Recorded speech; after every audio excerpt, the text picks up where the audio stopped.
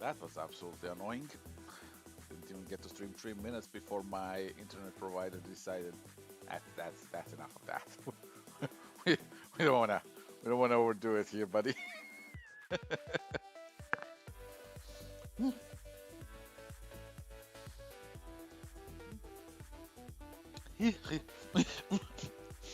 Anyways, welcome to the stream, everybody. With a bit of a with some issues, but today I'm gonna be making variant cover for the Sweet Paprika Devil comic from Mirka andolfo. It's an amazing comic. It's coming soon. I've actually had the privilege of reading the first issue. It's just my God, it's been a long time since I've enjoyed myself that much reading a comic, and I mean a long time. I don't really get to read a lot of comics these days, unfortunately. So it's a very nice feeling when the one I get to read is actually fucking good.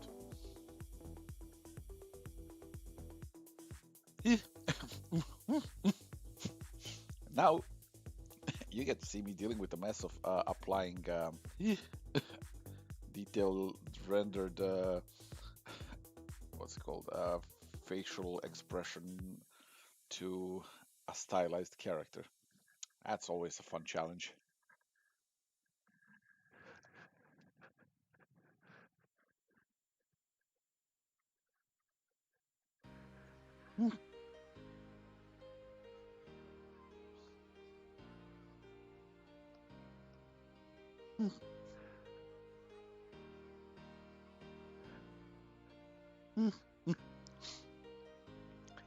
And as usual, in the early stages of my work, things will always look weird and blobby. Although in this case, considering I had to first deliver a sketch for the cover, like basically the thing looked like this before I started working out. So this was the basic sketch that I provided for the cover. And now I'm gonna turn this into something a bit more visually entertaining.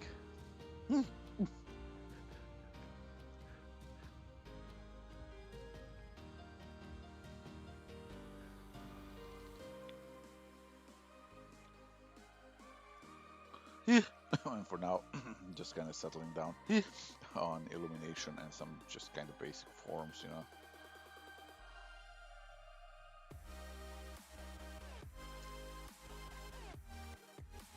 I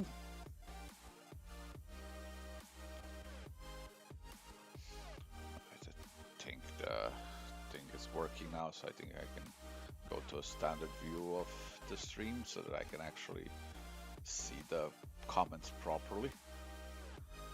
Uh,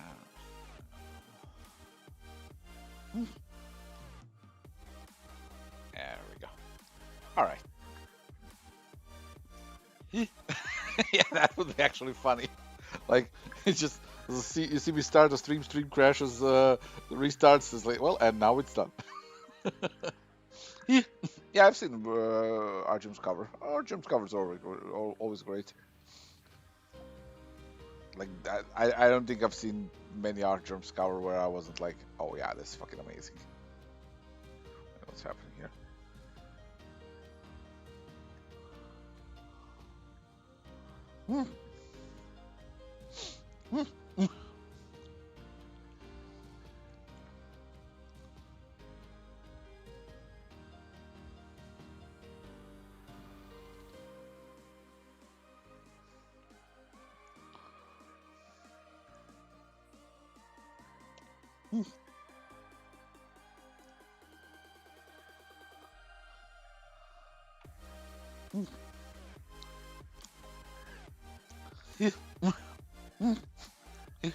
Yeah, it's the cartoonist in me. Like I've always loved the more stylized comics. It's always kind of been like it's it's deceptively easy when you see them, but actually truly skilled cartoonists are absolute fucking gods of just comic art, because they really know what they're doing. Like, you know, sometimes you see a cartoony sketched out face, but it's like in a few lines they're capable of just absolutely capturing all the mood they ever wanted at skill.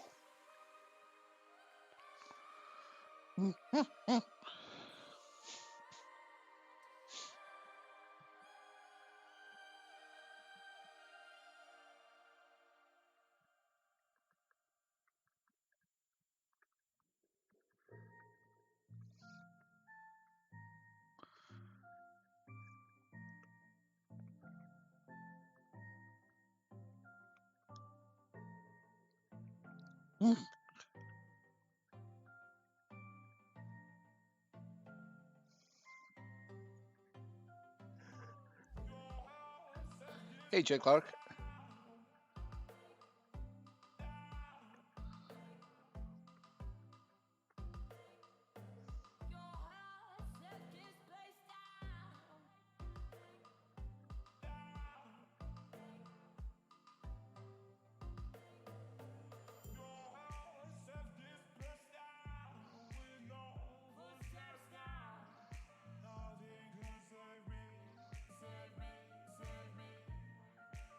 Okay, now what weird ass song is this? No.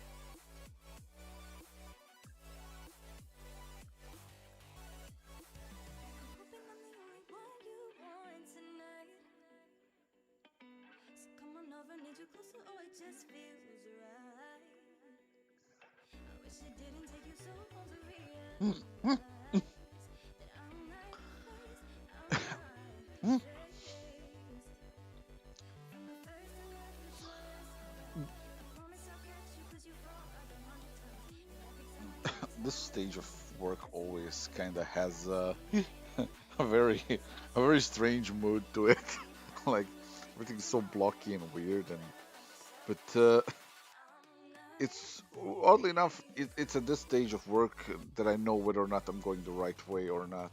And like when I see this, like I see just immediately like, yeah, okay, Blender will kind of combine all of those things, but all the values that I'm really after are kind of already there, and and all the basic, shapes are defined. So like, I can work with this. Why the switch from Twitch? Because Twitch now has the same restrictions as YouTube, and YouTube has a larger chat window for me, so I don't have to strain my eyes.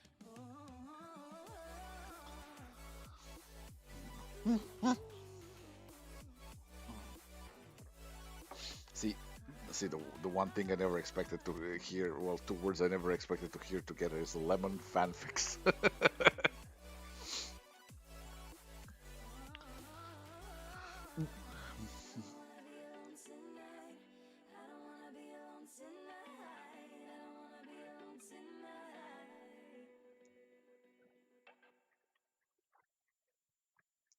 You don't have the time to feel scared about the writing stage. You gotta work. You gotta make the thing. Just just that. Just go to it. Go to it with the only right mindset that there is. You're gonna fuck it up. Then you're gonna fuck it up some more. Then you're gonna fuck it up some more. And one day you're gonna fuck it up enough times till you've learned how not to fuck it up. Trust me, been there, fucked up. How was my first time writing a story? I have rewritten Ravine about 12 times, only to publish it and have it fail absolutely. And then for a while I stopped. And then I got back to it and I wrote Sunstone and realized I can write. And then just couldn't stop writing. Wrote Death Vigil, wrote Harleen, wrote Fine Print, wrote a fuck ton more Sunstone. Writing Achilles Shield Maidens. Point is, you only need one thing that you kind of complete to a certain degree to let you realize that, yeah, okay, you got this, you know? And then it's just how well do you got it, you know? How much more practice, how much more contemplation do you need in your work process? Because about a massive amount of writing work comes down to just thinking, you know? Comes down to figuring shit out. Comes down to doing mental simulations of characters talking in your head. Really what it comes down to is listening for the voices, you know? And once the voices start talking to you, well, congratulations, you're either crazy or you're a writer. And the rest is just stubbornness. No, I do not have a brush for paprika glasses. Might make one.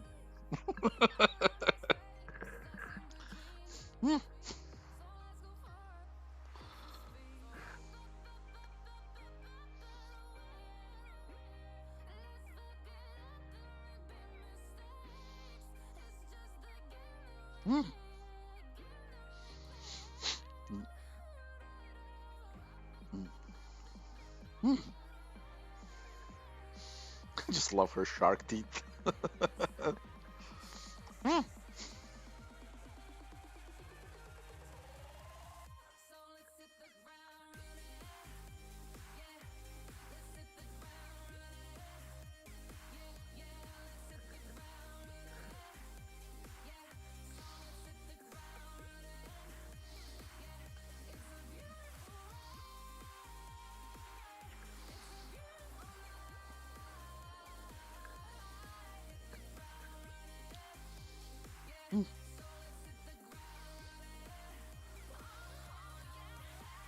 Why? Why you want to see my alley glasses brush?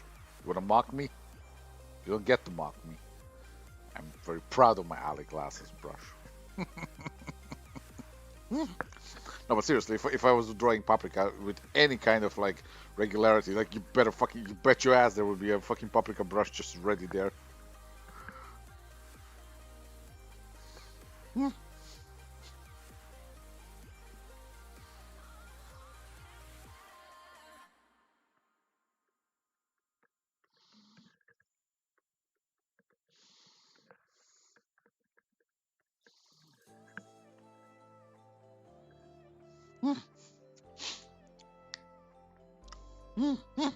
How do I feel on days when you want to draw but your hands just won't cooperate?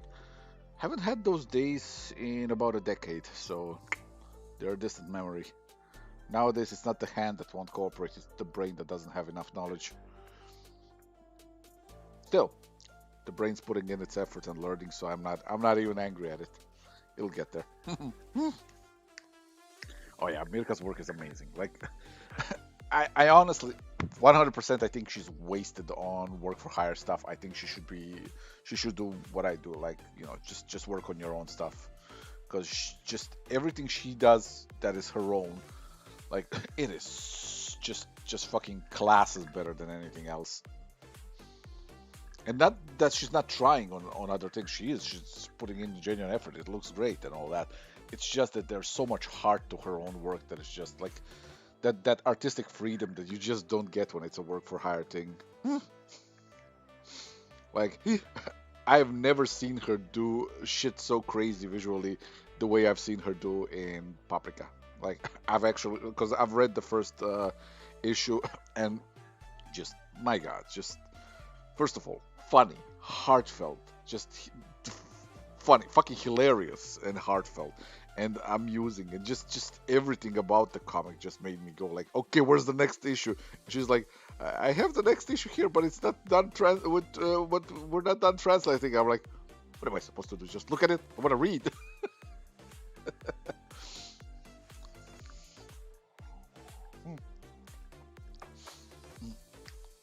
What are my top three brushes I've created? Well, first one, absolutely by far, would be this one right here, the blending brush. The blending brush has defined and revolution. Oh, sorry, this one has defined and revolutionized my workflow, where I can just pull. I can combine colors. I can basically it turns digital color into oils. I have full control over them. So that one by far is my favorite. Then there's I would probably say there's one specific one that I use often. Yeah, this one. This one here I like because it just kind of depending on pressure. It's a really good one for kind of like low-key texture work. I use it often on a lot of stuff. As for the third one, definitely my leaf brush. This one I made to be used in combination with the stroke filter, but even on its own, like it can, just be very effective. So it's kind of nice.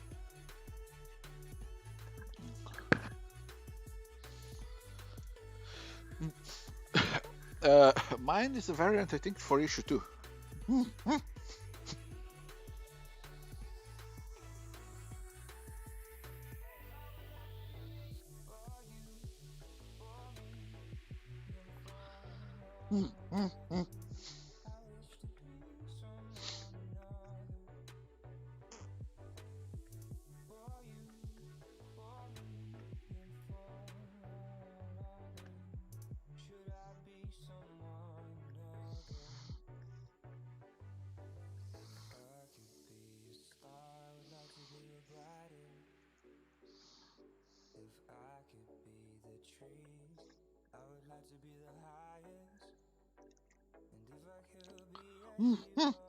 How did Harleen project start?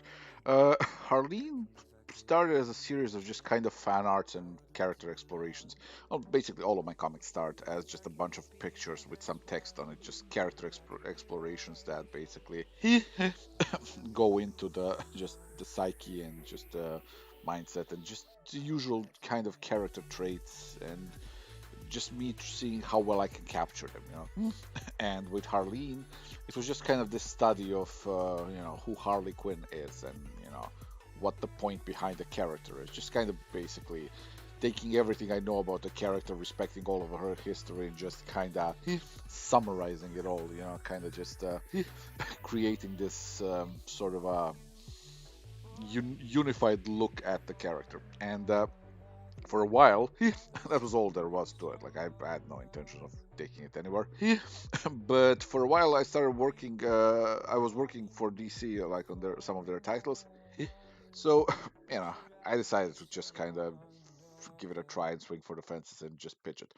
And I had a really good editor, Andy Corey, back there. That he had my back, so he actually helped me assemble the pitch and send it off. And it was actually Dan Didio that approved it. I think it was one of his last things that he approved before leaving DC. And like, just dude has my eternal gratitude for that. Like, it was such a fucking fun project to make. Yeah, and yeah, in the end, once approved, it was just a matter of making it.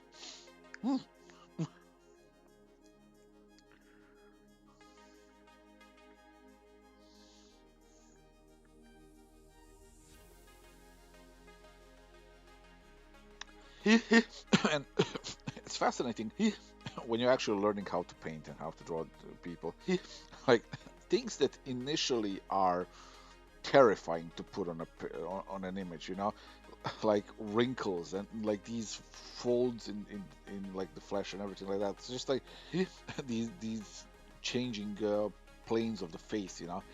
Like in the early stages, like when you're just entering that stage of drawing comics and you're like, I need to make everything pretty, and that's your first and foremost thing. It's like they have to look sexy, they have to look pretty, they have to look sexy, they have to look pretty. So you go by the old rules of inking is like any line you add to a character's face adds a year. So for a while, like you just kind of You're afraid of doing complex expressions. You're afraid of doing anything. And that also reflects on your painting as well. It's just like you constantly are just kind of escaping the reality and just kind of drawing the most bland looking expressions and faces because those are generally easy to do. They just look pretty, look sexy, you know.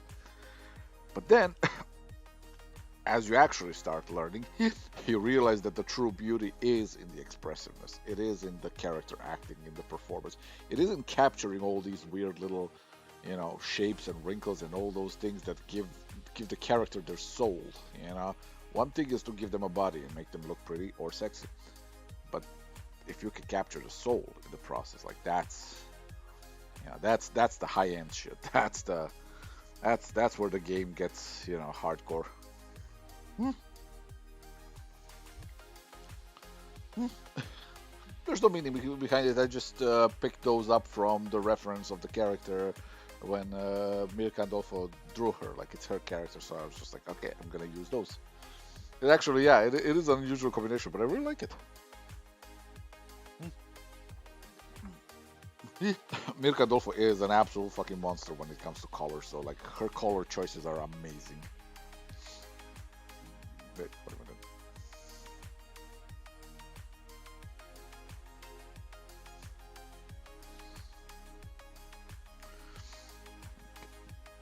Now I gotta align those teeth a little. Hmm.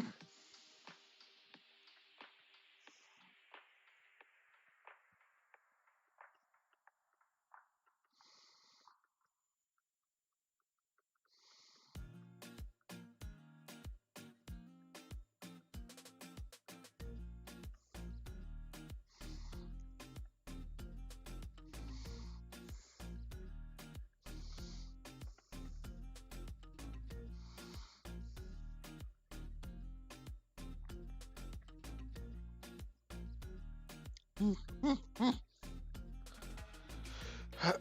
uh, yeah, I mean, Isley herself, that comic was gonna be just like 10 times better than Harleen. But the problem is, I just like I don't have the time for it anymore. Like it's kind of it's that weird thing where you've gotten to that point in your career where you really can kind of pick and choose things, but at the same time, you know, you got your own stuff, your own actual legacy to leave behind, you know, because it's all nice, you know. It's like uh, my buddy Ron Mars, he used to say, it's nice to work with other people's properties. You know, it's kind of like you come into their own playground and you're playing with their toys and all that. But at the end of the day, you kind of have to, you know, you have to be careful. You got to leave their toys unbroken. You got to leave, everything just the way it was, pretty much at the end of it all. You know, uh, and there's truth to that. You know, there's truth to the kind of a limiting factor when it comes to working with other people's IPs. You don't, you never feel truly free when you're working with other people's stuff. But when you're working on your own stuff, sky's the limit, you know? Hmm.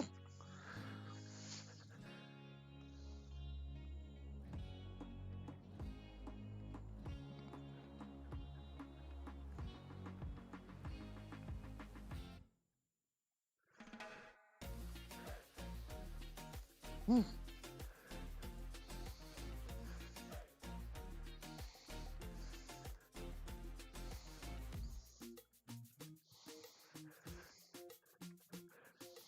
Hmm.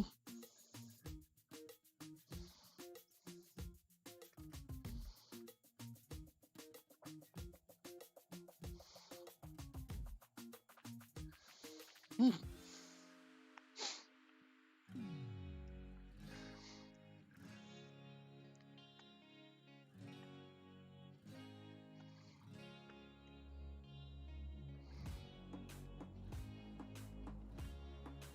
Hmm.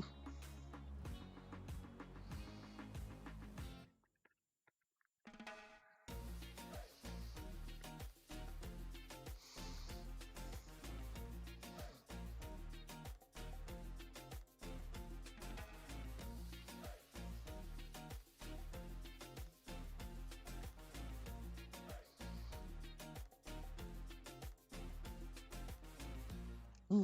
Hmm.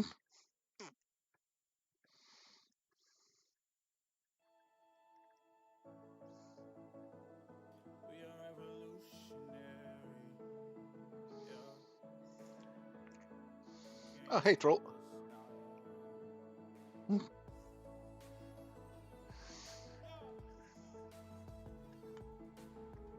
mm,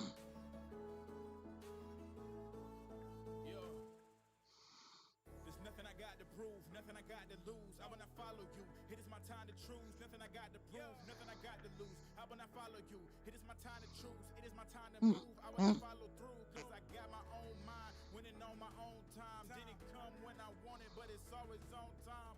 I'ma go and get it, and it's all part of my vision. Then I'ma show everyone I Mm. can make it. I'm different. You Eh. can't stop what you can't see. No more chains, yeah, I'm truly free. I pay my Oh, dues. yeah, Aphrodite one was fun. No Mm. restrictions on me. You can't This thing, no, this isn't. No, no, it's really not anything like what we do in the shadows. Like this is. Oh, I mean, okay, it's hilarious. So, but but yeah, this is very unique. Like this sweet paprika is just. I've read the first issue and my God, like just it's been a long time since I've actually kind of really looked forward to a comic on sort of a monthly basis. ones, only good vibes now. But the hard times is what we raised from. Turn to the ambition we are made from. We don't run, we don't fall, we don't stop, we don't fail. We take all our doubts, the dark clouds, and we still prevail. Raise our fist to the sky, a salute is our uh, duty, and we stand when true to Ravine the end of the returns, revolution. it's gonna return with a sort of a refreshment. It's gonna return with a reboot of sorts, where I'm going to do a massive rework of Volume One because Volume One is the biggest problem in the story. Not because it's doing anything wrong as far as narrative goes, but because it delivers the information and the narrative in the worst possible way. Like it's just a chore to read through. Volume Two is a fucking joy. Like I've actually recently read both of them, and I'm like, holy shit! Like volume two is a quantum leap in my ability to tell a story. But I'm gonna also redo some things in volume two, like upgrade it visually. Probably gonna do like an extensive rewrite through the whole thing to just kind of uh, improve on the word flow, and then I'm gonna make volume three. And then the plan is to take those three first volumes and just publish those three together as one book, and then kind of see where if the sales are there for that one, then we're gonna continue with Ravine's volume four and upwards. And the style would remain the same, except far superior, because over time I've actually learned how to draw people's expressions, so that's gonna be nice. But it's not gonna be anytime soon, though. So that's gonna, it's kind of it'll get there when it gets there. For now. Oh, I wouldn't say that Volume One of Ravine was exposition heavy. I would say that Volume One of Ravine was 80% exposition. Like this was terrible.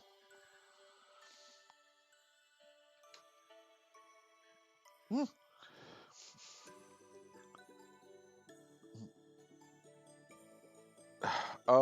Yeah. I mean, I've actually worked through a trick how to avoid being kind of burnt out by my own projects. And my trick is a simple one. I just do 5 comics at the same time. As in, once I get tired of something like Sunstone, I turn to Death Vigil, or I turn to Achilles Shield Maidens, or I turn to Fine Print, or I turn to the Queen and the Woodworm. Like every one of those comics kind of gives me another thing to deal with. So I have 5 different worlds to jump into. And if I just don't feel like drawing, I turn to my novel. So I have 6 things to kind of jump in between and just, get my get just get myself refreshed consistently. So uh, I haven't suffered a single burnout since I've started doing that, and it's been over a decade now.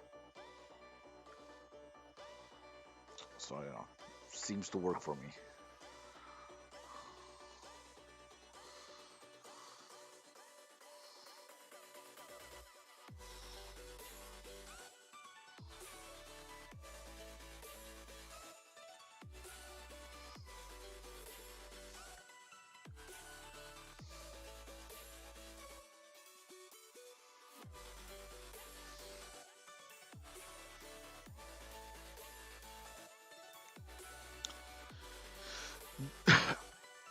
how does your time working in comic pages like? You start direction, color, how much it takes? You sort of, no, no, don't worry about it.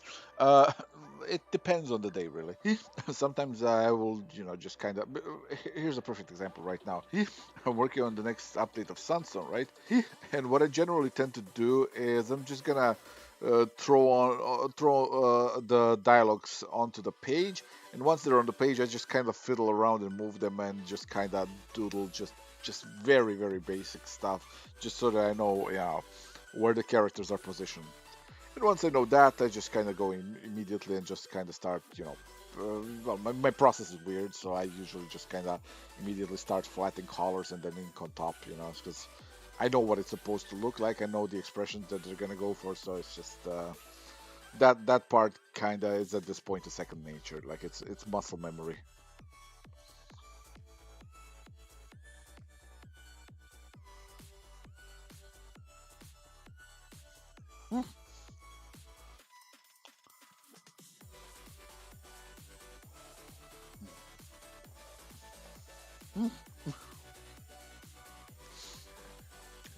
Yeah, it's so good to have something to be your kind of a change of pace thing. Like back in the day before I did multiple comics of my own, like that was the point of work for hire stuff for me. Like one of its biggest purposes wasn't just the financial, kind of additional support, but it was the fact that I would kind of have palate cleansers. Like doesn't matter, like it's kind of like food. Doesn't matter how much you love pizza, but you eat it every day and you're gonna get sick of pizza. You know what I mean?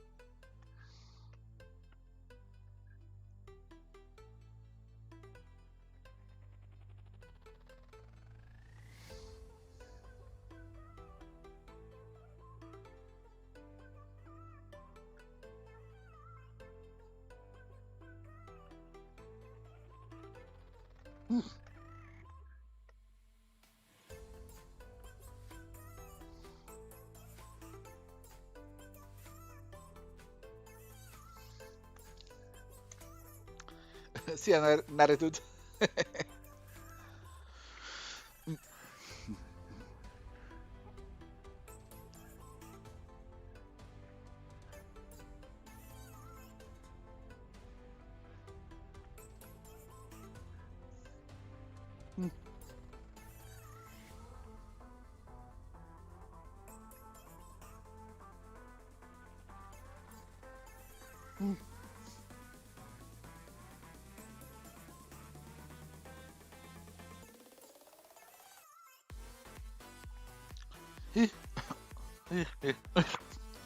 If you have issues with contrast, do value studies.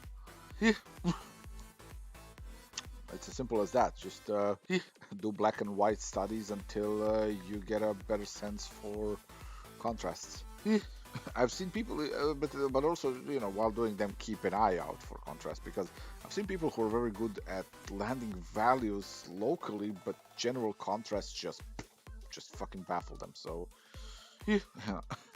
And trust me, I've had those problems as well. Like everybody has. It's kind of part of the learning process is to find your way to understand it. But yeah, I'd say if you're looking for to improve on contrast, like value studies, and of course just I mean just basic color contrasting rules as well will always apply, you know. So you know where one doesn't, where you're not able to do one, you can just do the other one. You know? It's like if things are similar in value, contrast it with a bit of a, you know, sort of a mood glow in the back or something like that. That's of the contrasting color, complementary color stuff.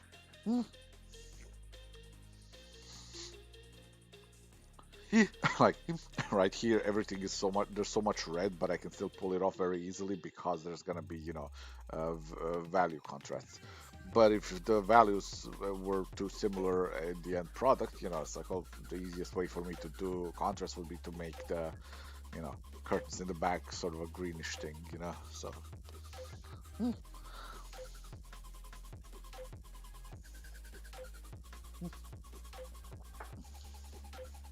I think dislocated.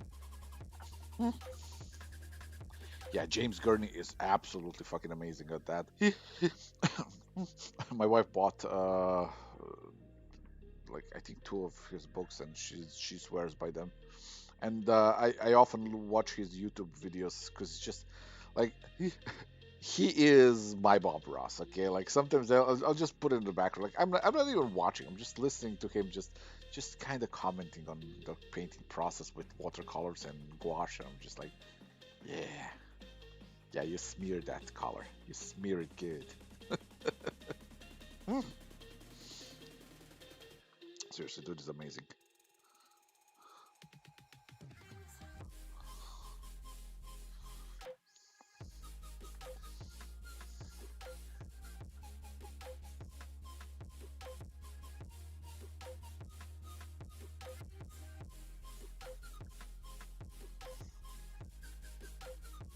Mm.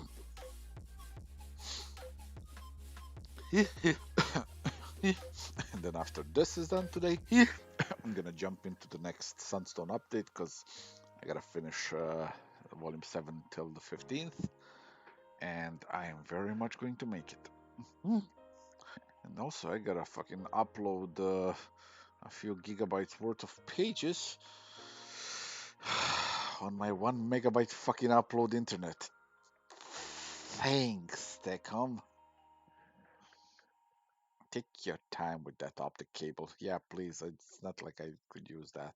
Because, you know, good news is that I am actually gonna get actual high-speed internet probably during this month, but it's just like, oh my god, waiting for it like every day feels like a month.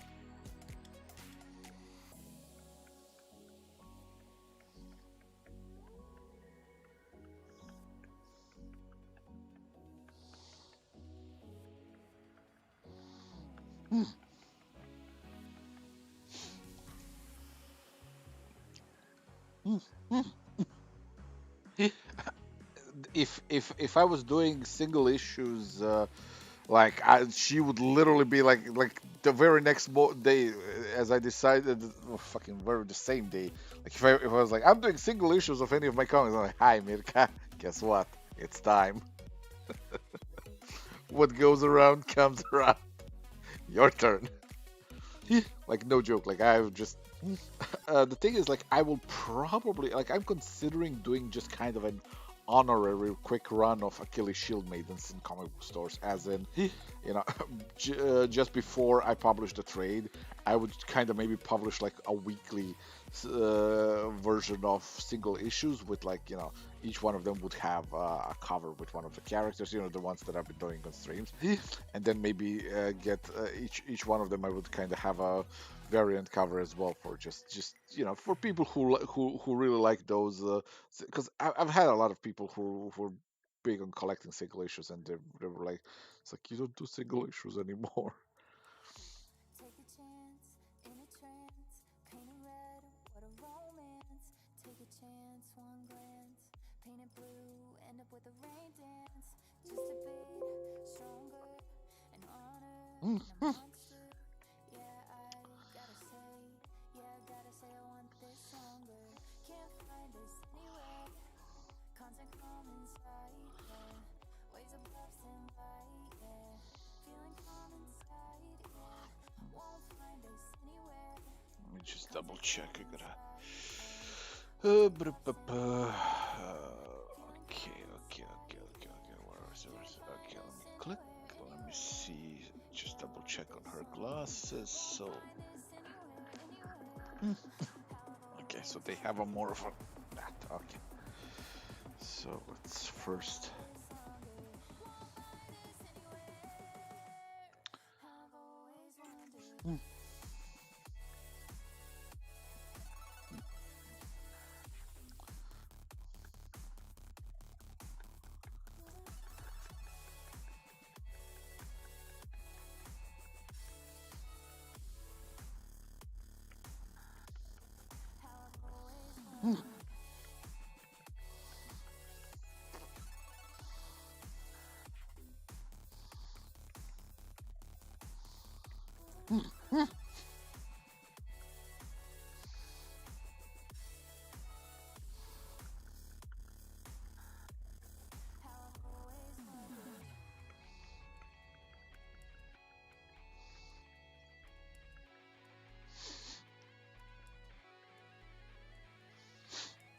Took a chance in a trance, painted red, where's the romance?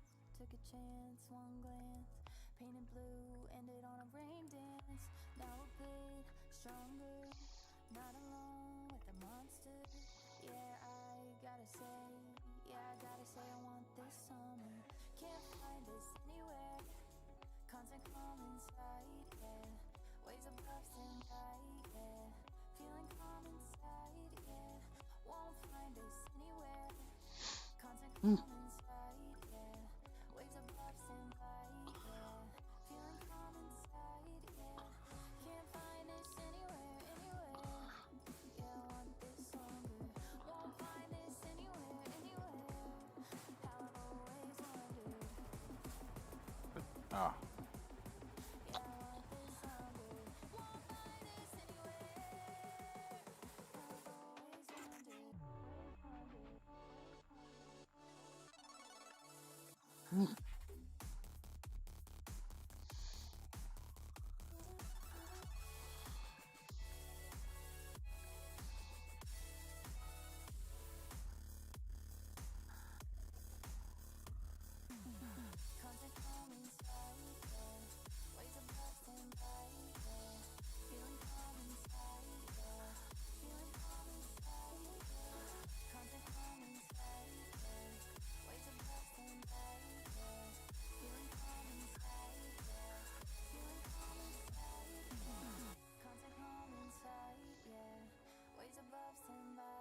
Feeling calm inside, yeah. Feeling calm inside, yeah.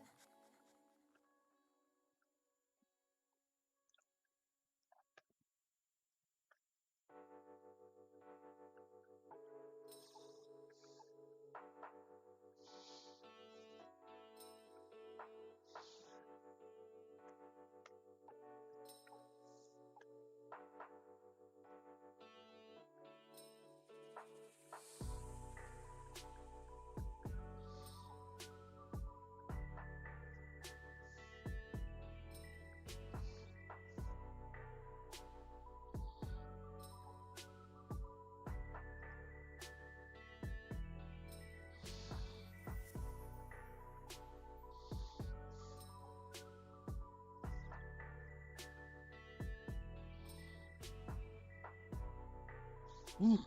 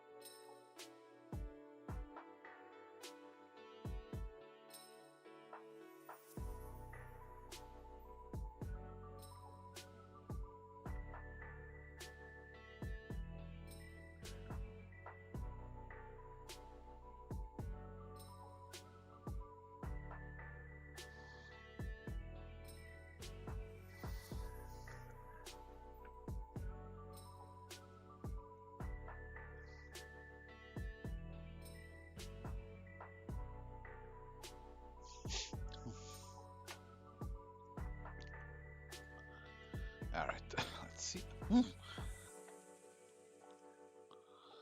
Mm.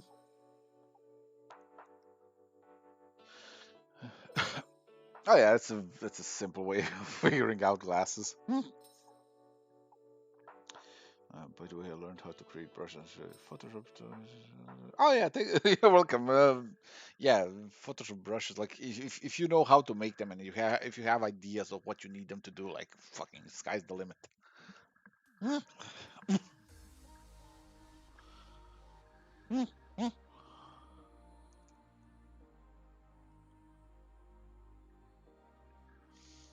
No, I'm okay with publishers taking their cuts. They're doing their side of work, you know. Uh, with my creator-owned stuff, I'm more than happy with everything, how everything's working out. So I have zero problems. Mm,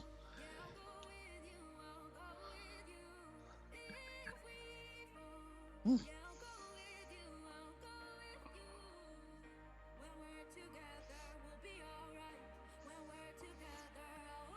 mm, mm. I don't think I deleted the streams. It's just that on Twitch they used to mute pretty much everything that had music on it, and it's just seemed pointless. So liquefy. All right, now two. Mm,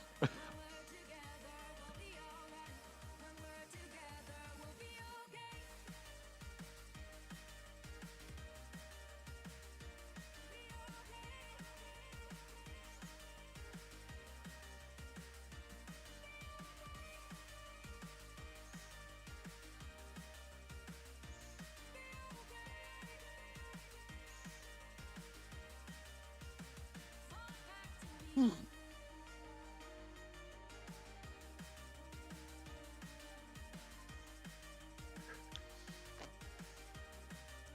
mm, mm,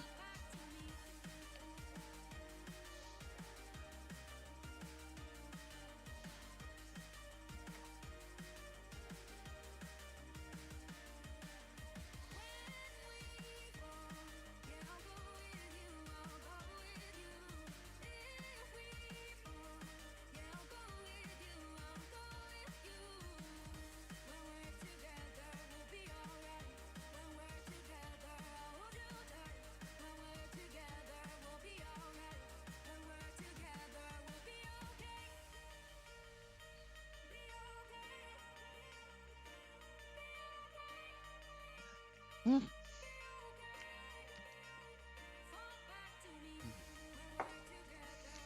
mm.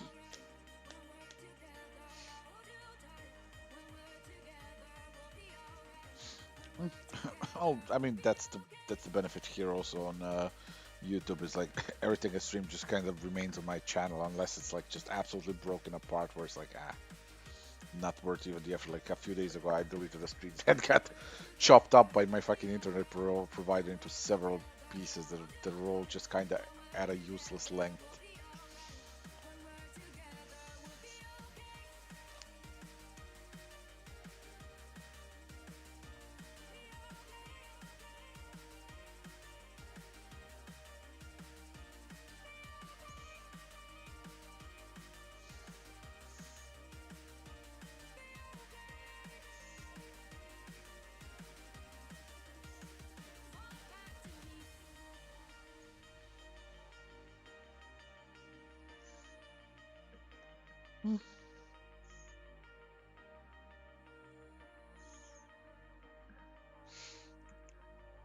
See, Abigail.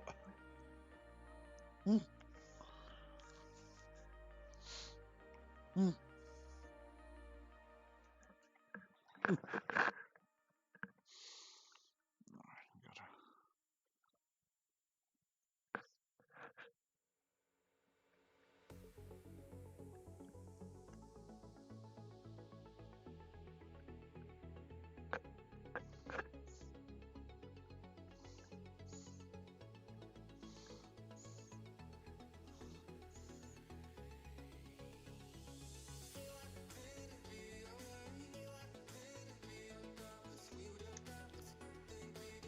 See, exceptional.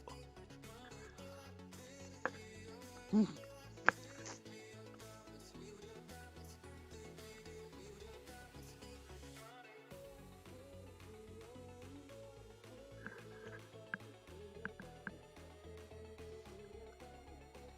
mm.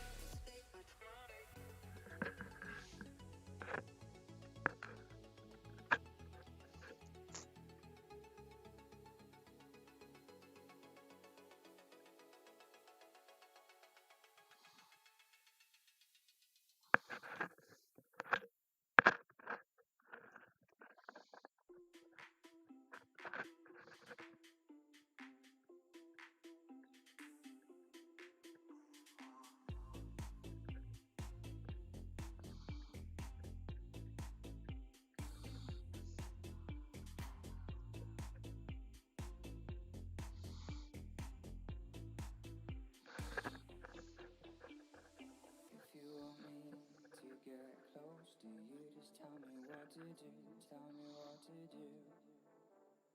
If you want me to take over, just give me the green light. Just give me the green light. If you want me to get close to you, just tell me what to do.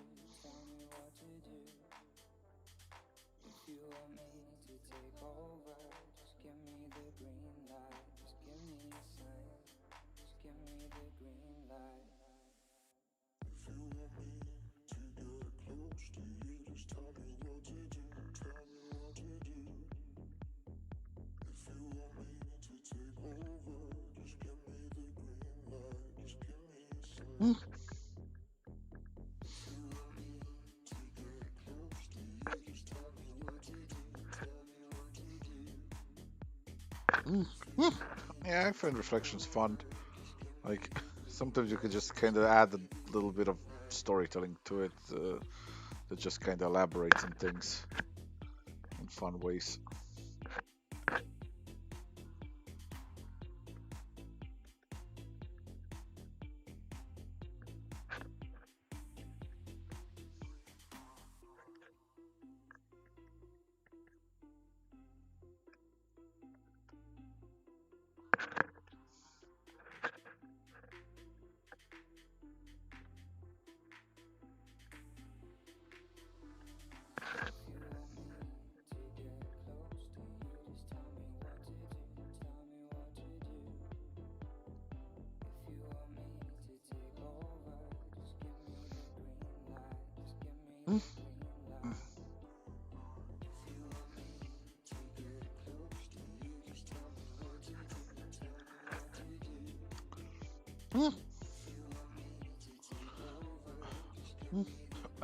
No, not really. I'm happy doing my own stuff at this point. Like I'm pretty much done with other people's properties. Like the only stuff I do is when I'll sometimes do like covers like these for you know people whose work I actually like. But beyond that, couldn't care less anymore.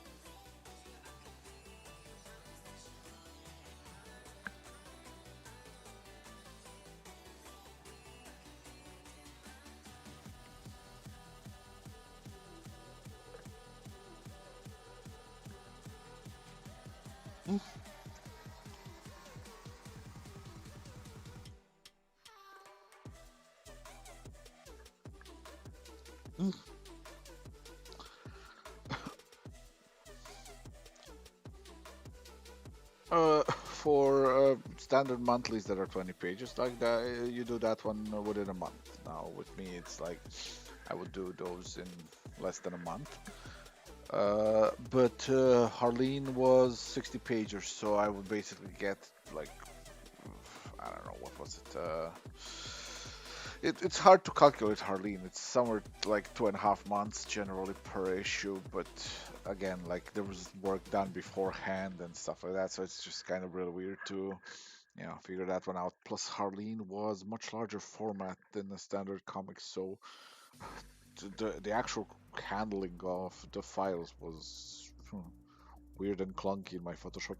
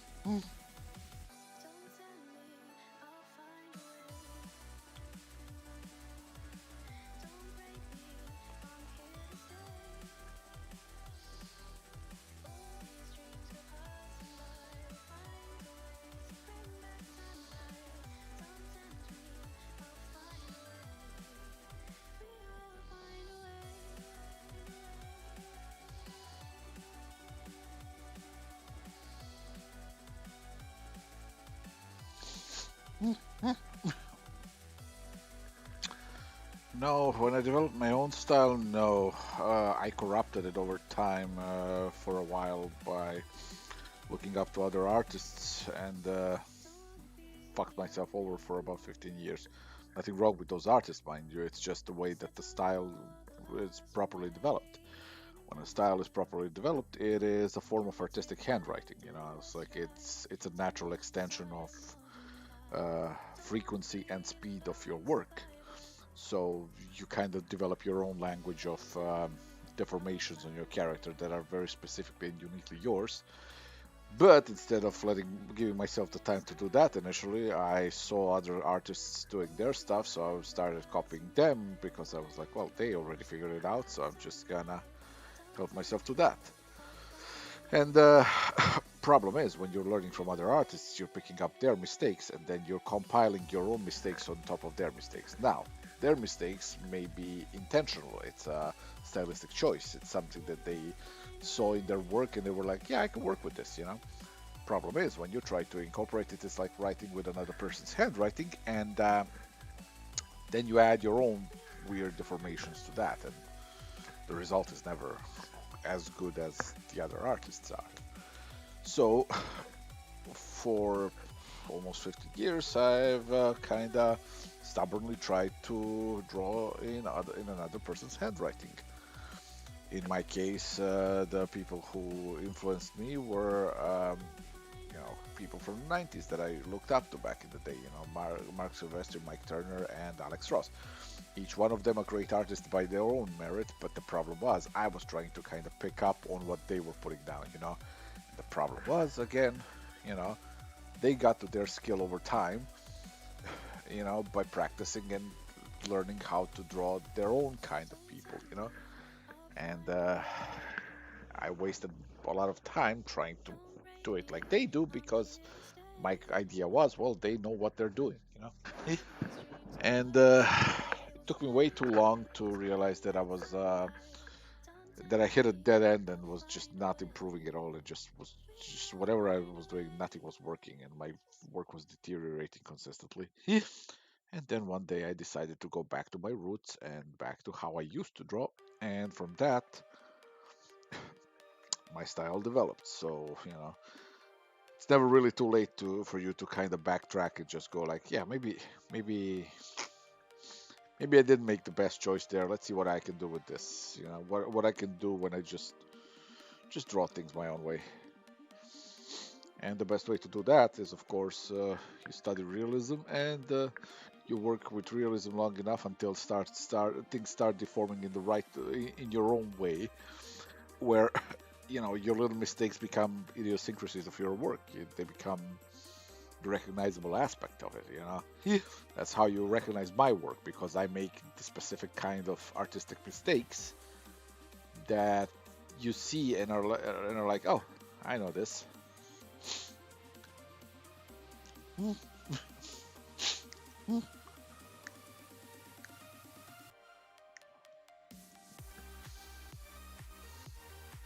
Just give me a second. I'm gonna go get myself more coffee.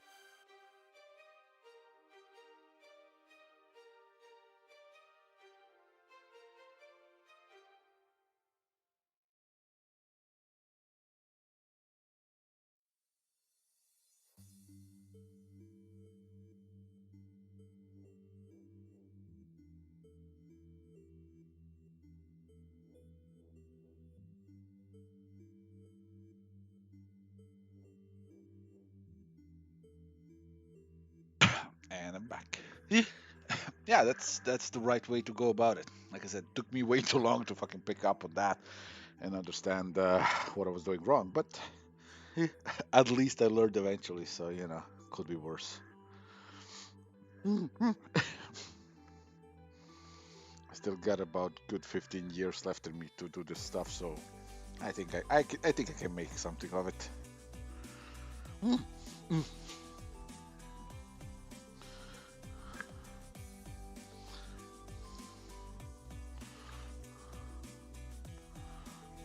mm,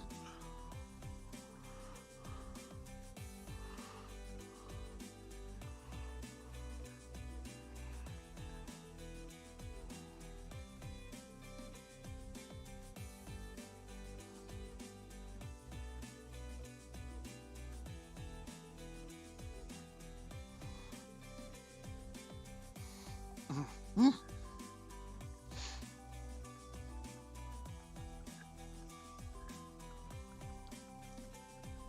mm, mm.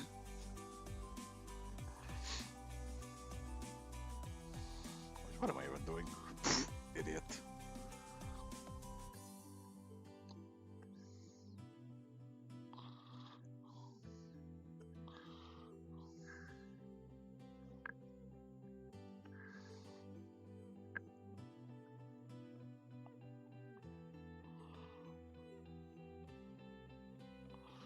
Okay, much cleaner, and now I can.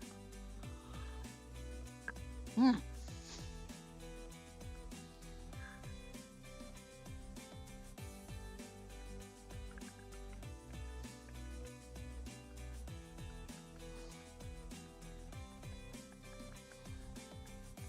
mm,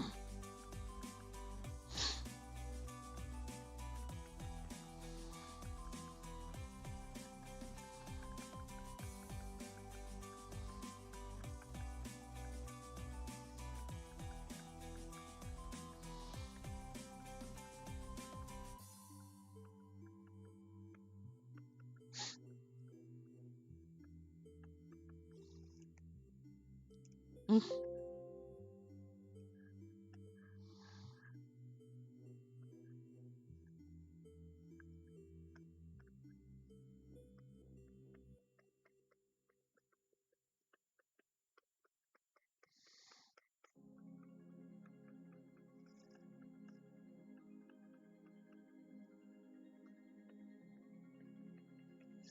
mm,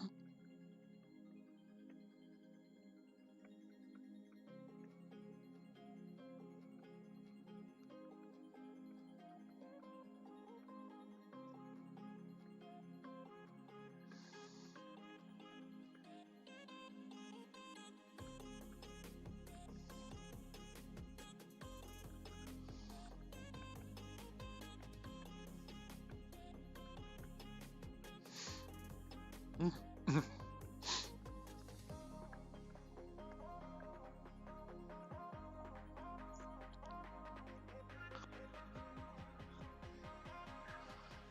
mm. Stepan the Lich King.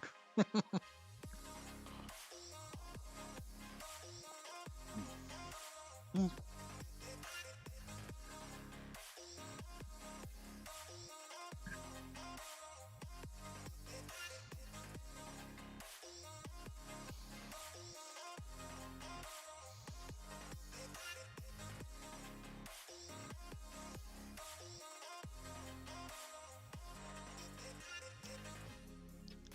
mm,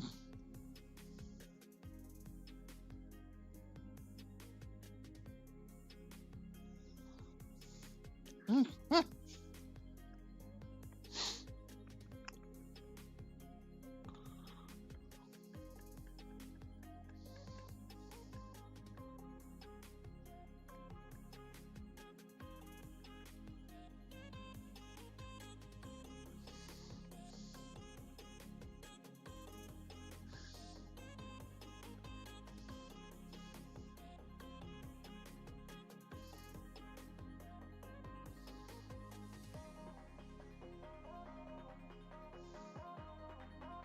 mm,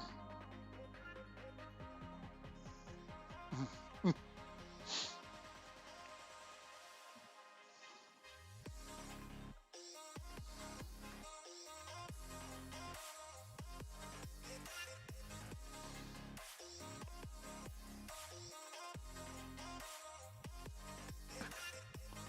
mm.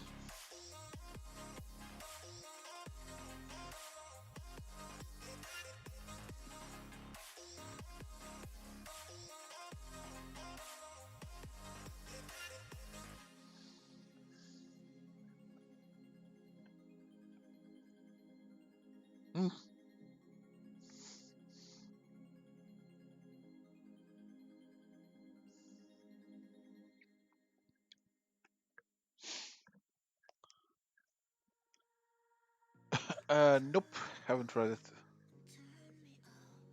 Mm.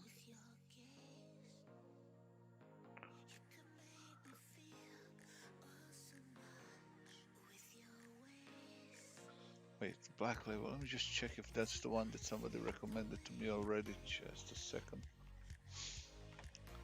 Mm.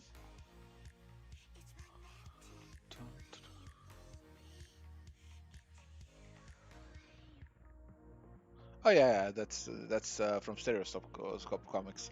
Mm. Yeah, I know them from DeviantArt. Mm. It's actually I actually have it set on the side to read it at the moment I actually have the time. Mm.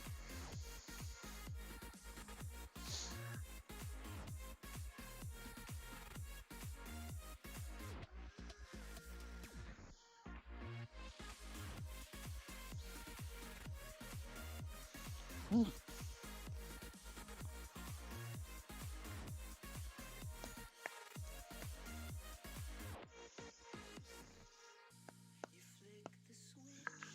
Mm. Mm.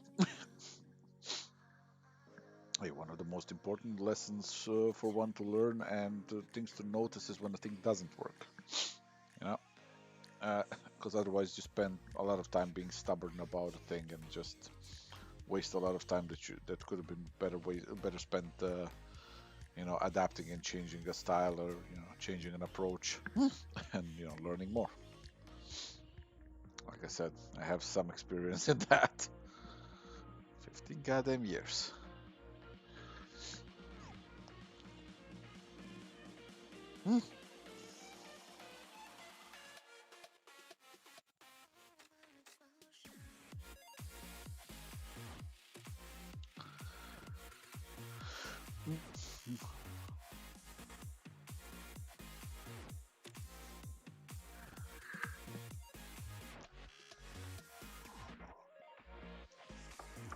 I mean, I could make a button brush, but the thing is, with buttons, that kind of a brush only works if I can, keep them at a uniform distance, which in this case is not really an option just because of how her shirt is all over the place.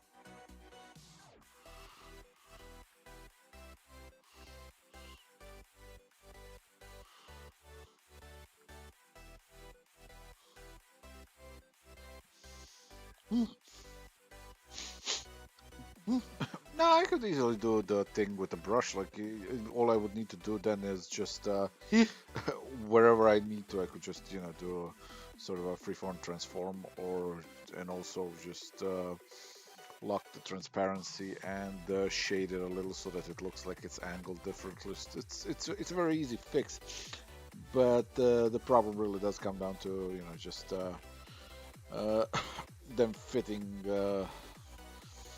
as a pattern brush.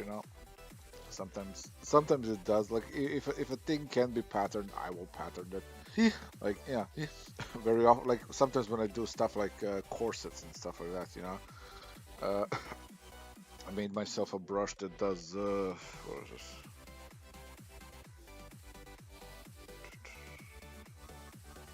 Yeah, I made myself a brush that does stuff like this. It's just simple stuff. Sometimes you just don't feel like doing the work, and sometimes you want to let the program do the work for you.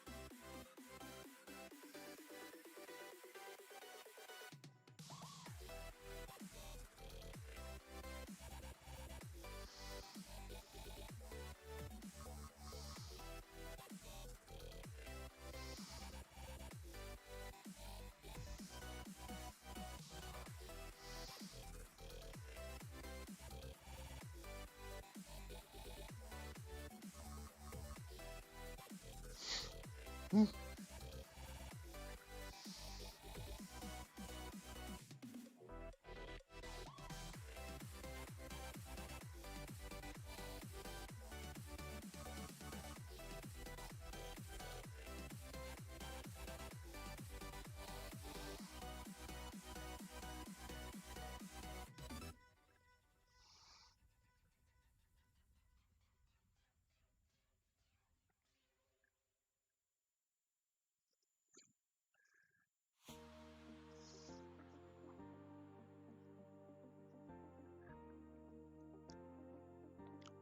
Mm. Sometimes I just don't feel like setting up the shadow and light through the whole thing, so I just do the Photoshop tricks. Ha ha ha.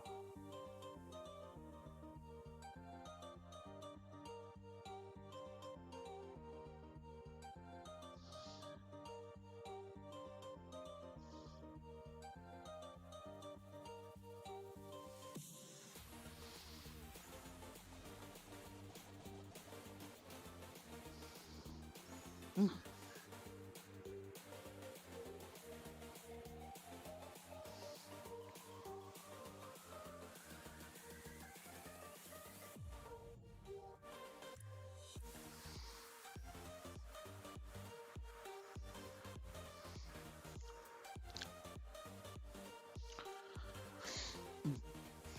Yeah, Photoshop has a lot of like even an old Photoshop like mine, like it's got so many tools in it that it's just like if you know what you're doing with it, like you can fucking get a lot of things done really fast, really effectively.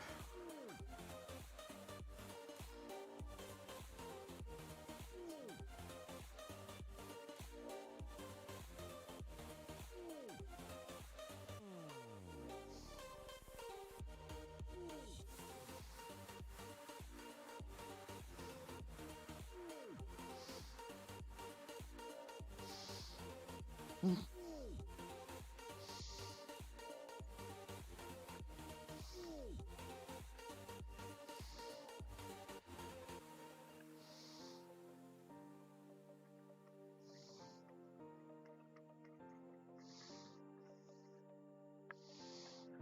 Mm.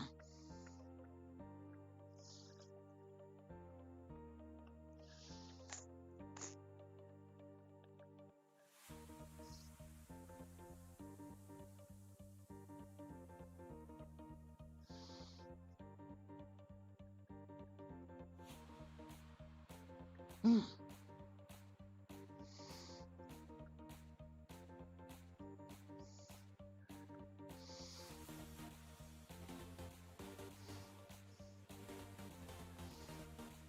Mm.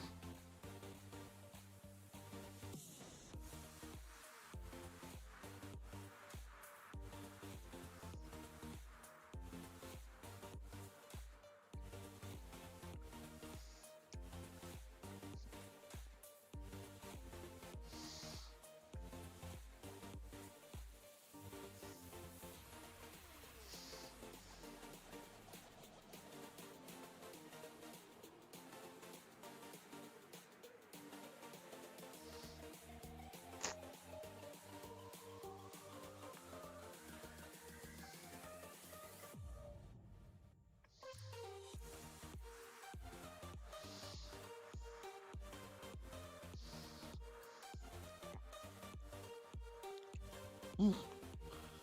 Do I print my work at home? No. I'm I don't like my own work.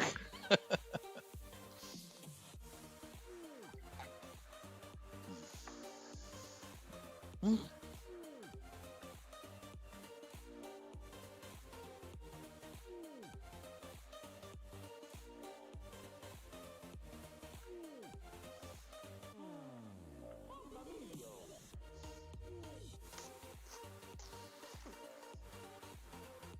Mm.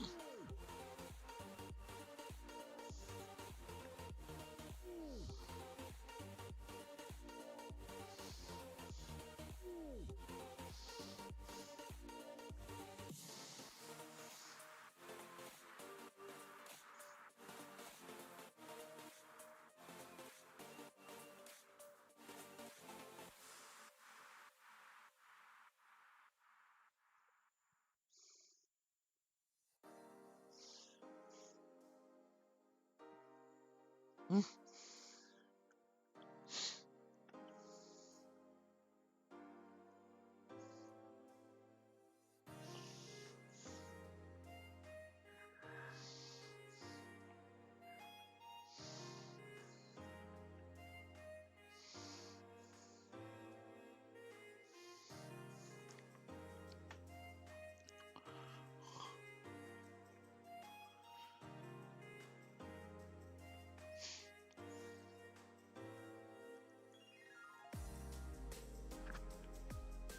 mm,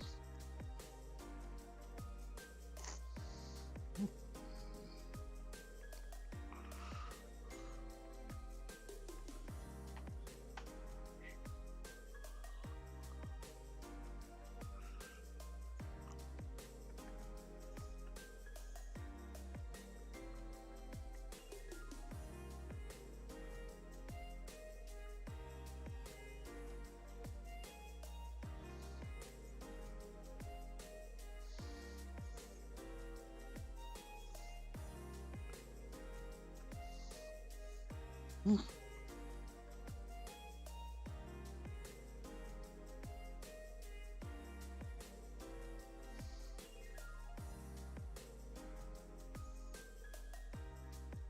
mm.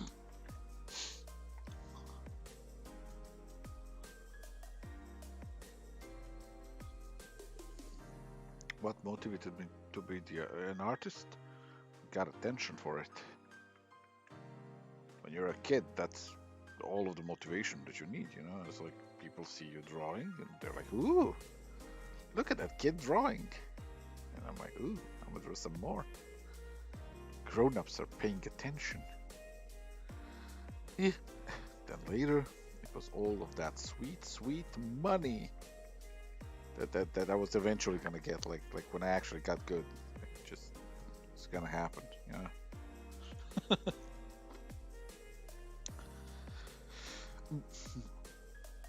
Yeah, oh, it probably it makes sense that it would remind you of acrylics also because like that was my main medium of work before I got into digital work. Hmm. Like even today, I will, you know, take my old acrylics out and see if they're still usable. Cause oh boy, some of them are just absolutely fucking turned into just a big old chunk of plastic there. Hmm.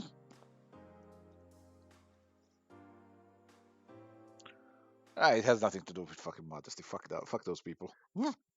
Just seriously, fuck those people. The fuck do they know, or even in which fucking way do they matter?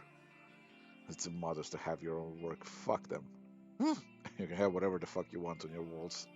I just don't put my own work on my walls. Well, actually, I do. I do have old paintings that I did in acrylics, but that's about it. And those are there just because my mom wanted them framed back in the day, and it just kind of remained, you know. Hmm. But beyond that, like, I just don't really have a lot of stuff framed. Hmm. Yeah, well, if they're intimidated by nudes, just fucking tell them to grow the fuck up. Hmm. What's the name? This comic is Sweet Paprika Devil from Mirka Andolfo. It's gonna be releasing soon in America, first issue of it, and I can tell you that it's fucking awesome. Like it's hilarious and it's sexy and it's fun and it's funny and it's heartfelt. It's basically everything I like about a comic, you know. Like that's it's the kind of stuff that I like writing about. So it's just and plus it's got devils and angels. It's adorable. Yeah.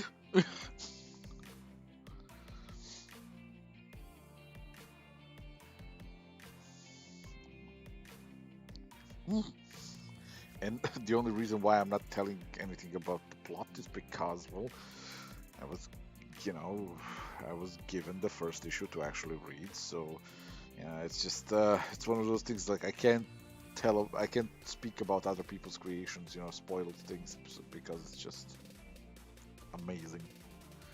Like, I have no problems with that when it comes to my own comics.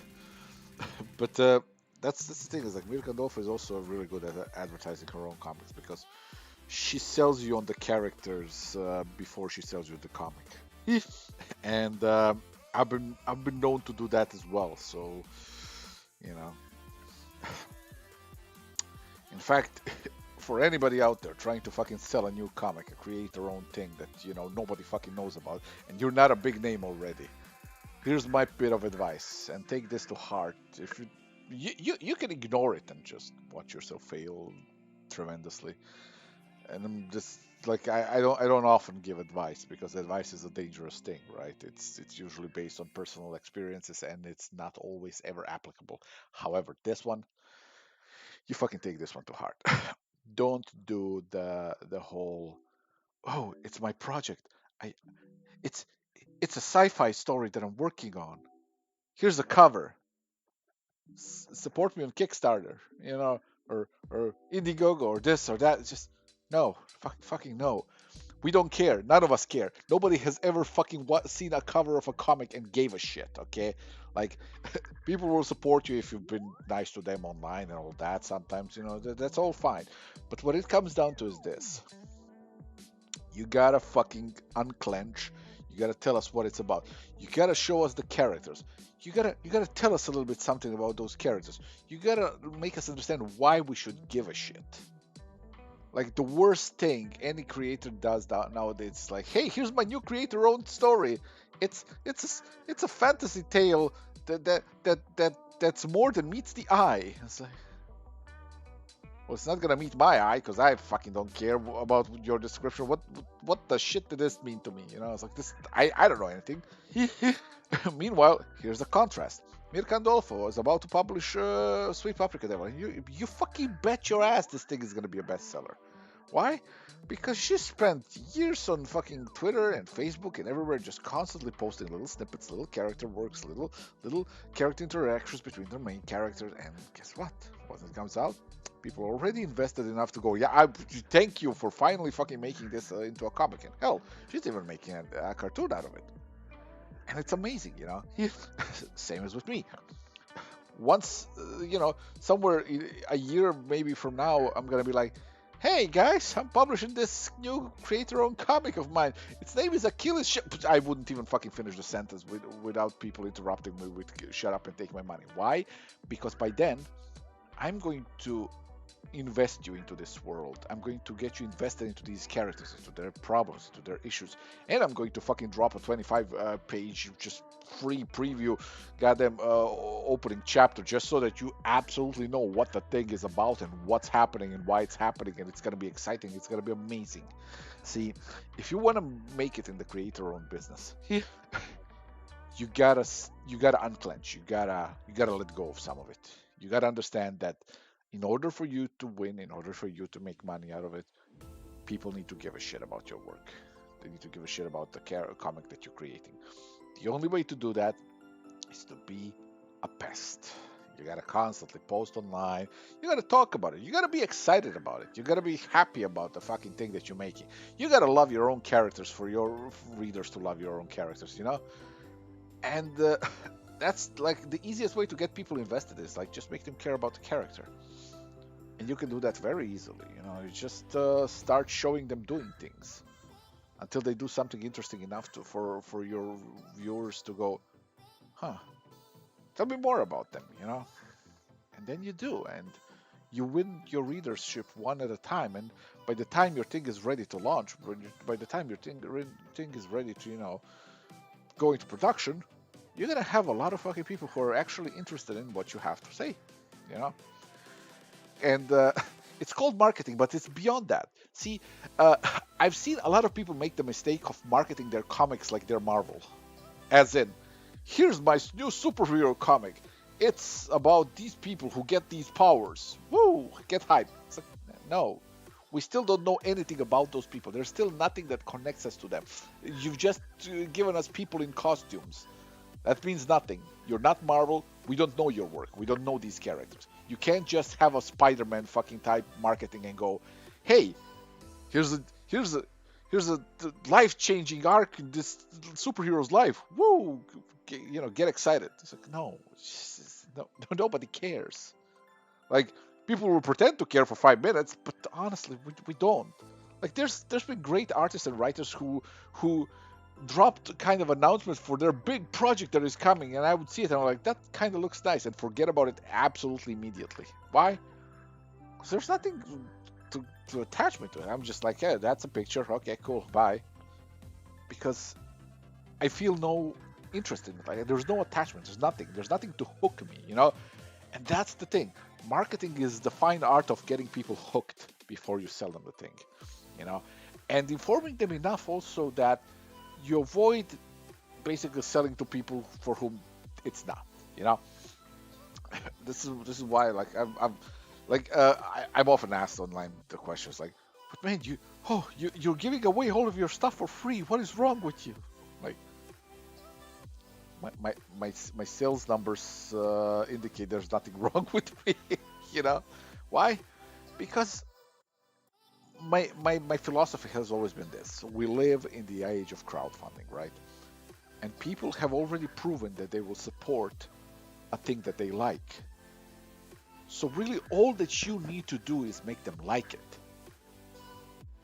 and you're already there. Like that's it. That's all you really need to do. This is why for me web comics are the absolute highest thing that you can do, because you will prepare yourself an audience. You will tell them the story. You will immediately tell them the story. They can never tell you that it's like, oh man, this was false advertising. This wasn't what I signed up for. It's like it's already for free on the internet. Go fuck yourself.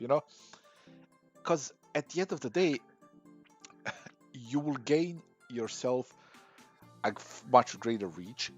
Because very often I hear people see people like just getting into comics and they're like, oh yeah, I'm gonna publish this comic and it's gonna go to the comic book stores. And the moment I hear the comic book stores, I'm just like, it's not gonna, this is not gonna work out, buddy. Not because there's anything wrong with comic book stores, but because of the way that comic book stores as a system operate. Uh, they're just not gonna invest into your comic because you're an unknown. Hell, I've been in this fucking industry almost 20 years now. I'm still for a lot of them unknown. They will not fucking carry my comics at all. When I did Harleen, I've had people come to me going, my comic book store owner won't order it because, you know, the creator is a no name and Harley Quinn is just not popular enough these days. And it's like, I've been here for fucking 15 years working for all kinds of publishers and still a no name. So at the end of the day, you got to understand that the old approaches to marketing, old approaches to selling your stuff, they're not gonna work for you. Like you can do work for hire stuff, right? You can find jobs. You can over time become a creator for Marvel, DC, work for hire for somebody who's publishing an image comic, maybe many other companies, right? But if you're going creator owned, like you gotta consider your approach to it. My honest advice is always go online, go webcomic, find an audience, open up a Patreon, let your audience help you along the way. Because I couldn't fucking do all this shit if I didn't have my Patreon. Like for the longest time, my biggest problem was figuring out how to tax Patreon until I fucking finally found a way how to do it in my country, and then I was like, fine, opening Patreon. And guess what? The fact that people supported me gave me the freedom to create all the comics that I wanted now. And it's amazing. Now, took a lot of work, took a lot of working for free, took a lot of doing multiple jobs over time. But you know what? It's pretty much the most usual path when it comes to success in comics. You're gonna have to break your back over time and hope for that one success that's gonna piggyback the other things. And you know what? Yeah, that's how it worked out for me. This is why I always say my success has been built on a mountain of my failures. It doesn't just happen out of nowhere. Sometimes it will if you're just like some sort of just savant level of just absolute genius that just one day shows up and it's like, hey guys, check this shit, and it's like, what the fuck, Well, there's people like that, but Most of us are just gonna have to work our asses, you know. Like, it's like, yeah, I can draw shit like that now in 2 hours, right? But back in the day, that wasn't the case, you know. Like back in the day, I was just like, hey, I've just spent 8 hours on this. It looks like crap. Fuck, you know. Of course, there's a lot of clamoring for people's attention in the internet age, but people usually give attention to something that looks good, you know. That's really what it comes down to. It's like you don't just get to spend your time clamoring for attention. You have to invest the time to actually get good.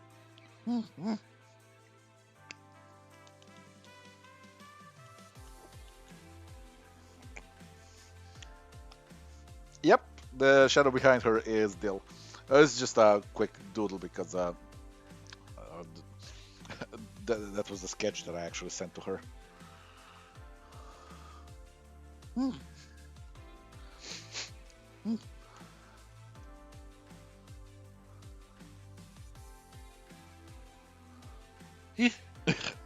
Yeah, they pretty much don't know about me. And you know what? I'm actually okay with that. Honestly, I've tried the standard comic book system, the comic book store system. Didn't work for me. Like I love the comic book stores, but you know, I like the stores, but the stores don't like me, so it's fine. But I learned from that mistake, and I learned fast, and that's one of the biggest things that you're gonna have to, get accustomed to, learning fast on your mistakes. My big mistake was assuming that comic book stores work like grocery stores. You're gonna go into the grocery stores. I'm gonna pick up, a chocolate. I'm gonna pick up, you know, some bacon. I'm gonna pick up some, bread, and I'm gonna pick up a few bottles of milk. Yeah, no, comic book stores are a niche business. They're catering to a very niche interest that are comics in general. And in America, that's double the problem because, well, for the longest time, they've kind of specialized in superhero comics. So it's just like a lot of people who are into different genres just kind of learn to avoid comic book stores in general, which then made comic book stores not really order that much of stuff, that's not superheroes. It's been getting better over time, mind you. Like over time, the kind of dominance of superheroes have kind of subsided. A lot of it has to do with the fact that we've already told all the superhero stories, and now we're just chewing on the same bone over and over again. But the thing is, I've learned that comic book stores, don't operate like, you know, any other store. So, when I made Death Vigil, for instance, I was like, yeah, I'm gonna make a comic. It's gonna go comic book stores. Comic book stores are gonna sell the comic. Yay! And then I learned that, you know what? No, comic book stores are gonna order the first volume, first issue only because first issue is a speculator issue. As in, if the thing becomes a movie at some point, like that first issue is gonna be worth money. So I'm like, yeah, okay, okay. Well, how do I get people to get the comic? Oh, and then people are like, well, you see, they have to pre-order. I'm like, yeah, okay, people pre-order at the comic book stores. And then the thing happened that I never even considered could happen. And people would come back to me and go like, my comic book stores won't pre-order your books. There's like, there's no money in, pretty much a no-name creator-owned stuff. And that fucking just broke my heart and blew my mind at the same time. Because I had a lot of people interested, but stores were just like, yeah, we don't order past issue one. And I'm like, well, fuck you. you know, like, what do you do with that, right? So, came time to get Sunstone, published, and I I still was like, yeah, everybody go to a comic book store first and try pre-ordering there. And it was at the point where about 70% of people came back to me and went like, listen, my comic book store says they're not going to be ordering it. And I'm like, okay, people, change your fucking plan. Amazon it is. And ever since then, yeah, Amazon has been my main seller. Amazon made Sunstone, Sunstone made Sunstone New York Times bestseller, but Amazon fucking helped. Then later on, Harleen came out, and that was a massive seller. And even that feature has been picking up its pace, you know. It's outgrown my initial mistake of trying to push it through comic book stores. And nowadays I just don't really do floppy comics at all. There's no point to it. It's just disappointment and frustration, you know. And like I said, I love comic book stores. I really do, but obviously it was kind of a one-sided relationship with a lot of them. There are still comic book stores that I know that carry my stuff, and those are the comic book stores which I usually always push on people who I know are gonna be in the area. Like like if you're in Europe and you want a comic book store that ships my stuff, fucking Arconia all the way, you know. Like I know because I buy from them as well. So it's like there's stores that I know will carry it. There's Escape Pod Comics up in Jersey. Like I know they're gonna have my stuff because they've always had my stuff. Like, I actually had a signing session out there, like, and I know the owner, and he's an amazing guy. You know, like he actually fucking gives a shit. So you know, there's comic book stores that and I'm always gonna have their back. Hell, I'm always gonna have comic book stores backs in general. Like I love them. What can I say? There's nothing nicer for me than to just walk into a comic book store and just browse and then buy a fuck ton of stuff and then break my back while carrying it out, you know. But like I said, for my own stuff, I had to learn the hard way to, you know, take a different path. And I can't say I can't say that I've made a mistake there. Hmm. I think it's Slim Jim. Hmm. Oh yeah, Sunstone is everywhere. The funniest thing was recently somebody was like, "Dude, Sunstone, they hosted Sunstone on on fucking eHente." I'm like, "I."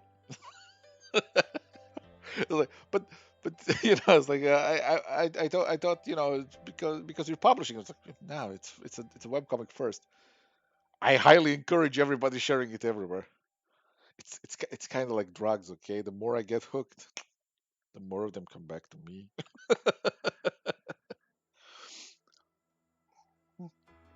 See, I appreciate stores like that, Dracontier, just because it's like they're fair. It's like even if they won't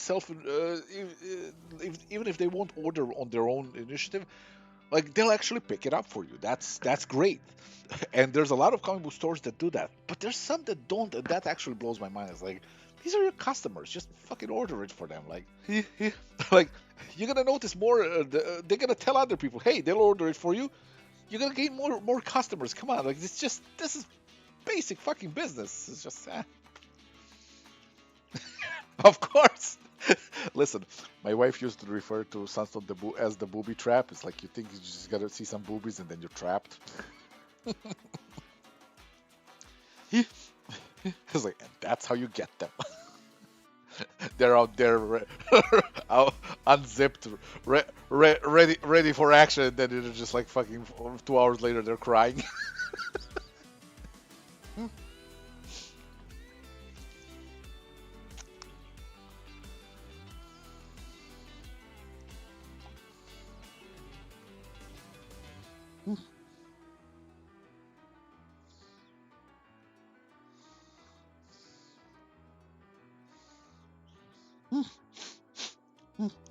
Oh yeah, Big Bang Comics also. They're awesome.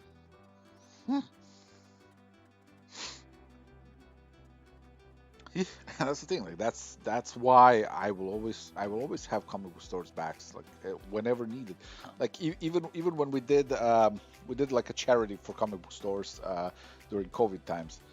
Like I ended up doing two commissions all in all for like $4,000 for the charity case just because like we all love the stores. We want the stores to remain. We want the store like it's like these are our little just cozy spaces. Like I just my God like when you like if you ever saw me in a comic book store, it's just fucking ear to ear grin. Linda and I just going like, ooh, look at this, look at this, look at this, and just approaching the counter is like, will it be? Is it okay if we just keep stockpiling things here? We're gonna buy all the things that we stockpile. It's really awkward to carry all of this around. And they're like, all right, you just see a mountain just ding, ding, ding, ding, ding, ding, ding,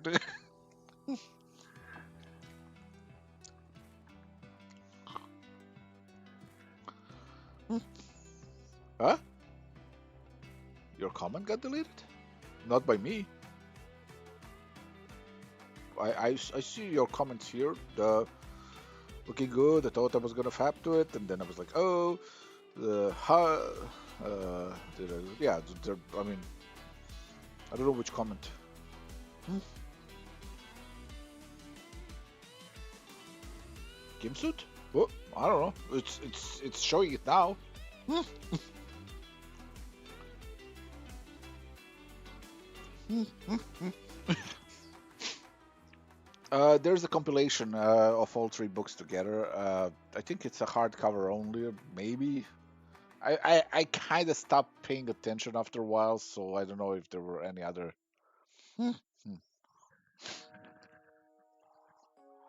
But no, no idea, Big Yellow. Hmm. Hmm. Shouldn't be like I don't think I even have mods here. I'm not. I don't really give a shit enough to mod things, so maybe it's some sort of automatic thing. But then you wrote Gibsuit here, so it still wrote it. So I don't know. Hmm. Oh yeah, hardcover really came out nice. Hmm.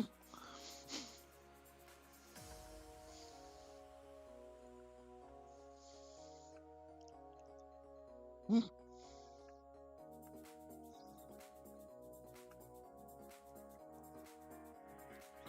Hmm. Hmm. Hmm.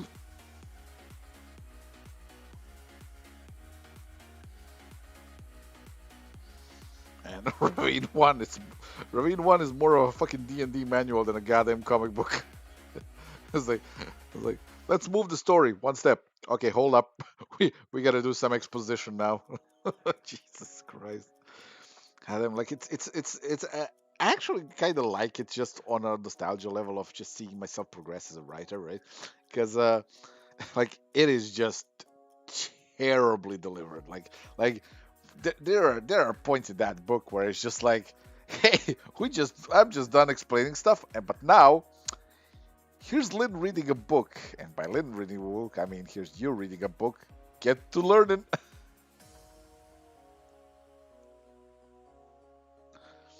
Local comic store is also a bar. That is some biggest brain fucking action right there.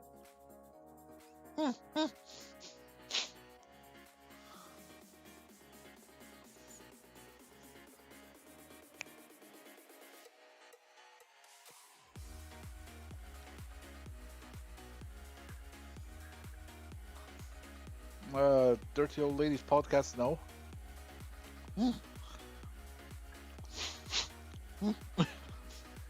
Yeah, though the artwork was very ambitious on my end, but my god, like literally, like every time I'm about to do something really nice storytelling wise, I'm just like, hold up, but what about instead?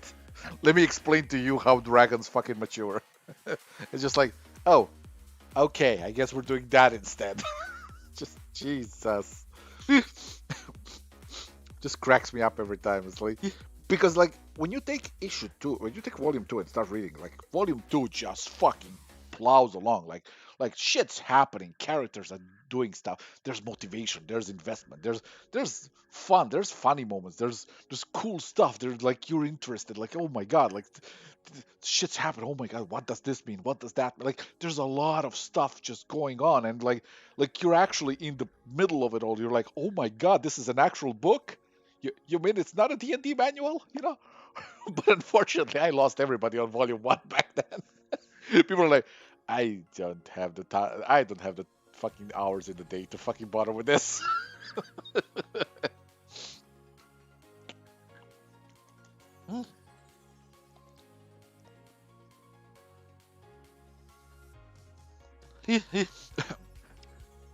Indeed, I do. Guys, girls, I can make them all look sexy.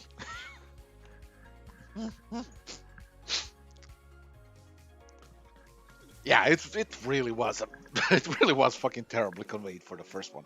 The second one was just like second one reading it, I'm like this feels like my modern writing. Like, there's still chunky and clunky pieces there, but nothing really that feels out of place. Even like the exposition moments are just more like a, hey, let me tell you a story about a thing because it's very relevant to a thing. And but volume one was like, I'm gonna get the story going. No, stop, study up. Amazon, Amazon usually has Ravine. Uh, I don't know why it came out blank. Just write in Ravine and my last name, maybe. That's what usually gets it.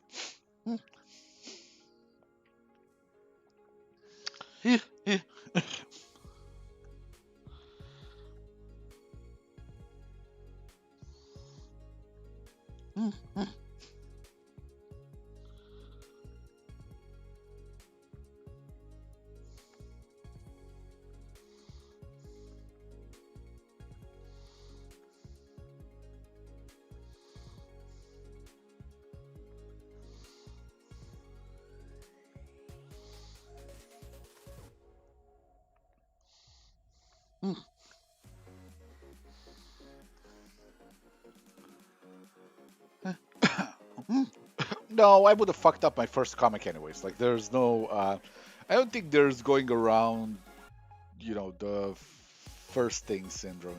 You gotta make mistakes because, you know, you have all the ambition but none of the experience. So you kind of, sooner or later you're gonna have to face it up, and just go like, "Ooh, wow, I see where I went wrong with this." However, the very reason that I'm still considering bringing back Ravine means that there is something genuinely good there. It's just that, it was the inexperience that really kind of buried it at first. Because like right now, like I I would basically I would redo a lot of Volume One. That's my plan. Is I would eject a lot of exposition stuff because there's better ways and better places to deal with that. I would expand on actual character work. I would expand on actual action. I would expand on actual fucking things happen. Like there's a thing when Stein is at the beginning of the story and he kind of marks a dragon, right? And I'm like, to this day, I'm like, where the fuck did I even go with this? Like I know what the idea is, but narratively, I'm just doing a terrible way of delivering it. It's just like it's not it's not clear what's properly happening. So I will. My plan is to redo that entire fucking section where of the actual branding, or expand the action of it, expand character moments of that, just kind of get you more engaged, get you invested.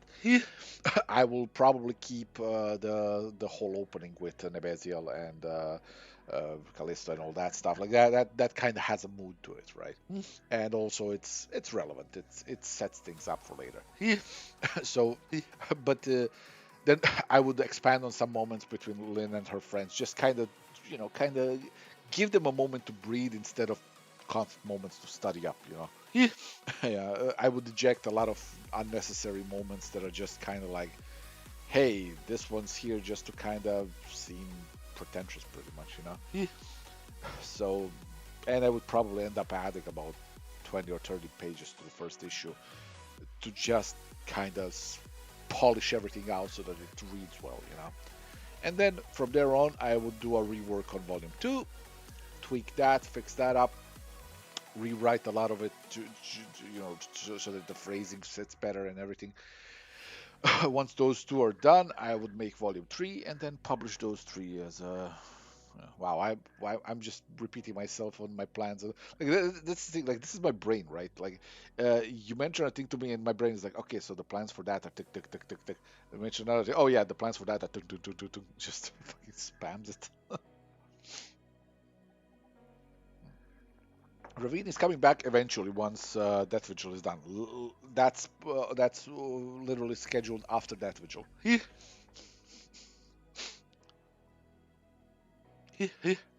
Do I suggest practicing traditional art before doing digital? It's all the same thing. Like people will sometimes go like, "Well, you see, traditional is no." I've done them both. It's the same shit. there's just a practicality to digital that makes it, just a cleaner experience to work with. Hmm.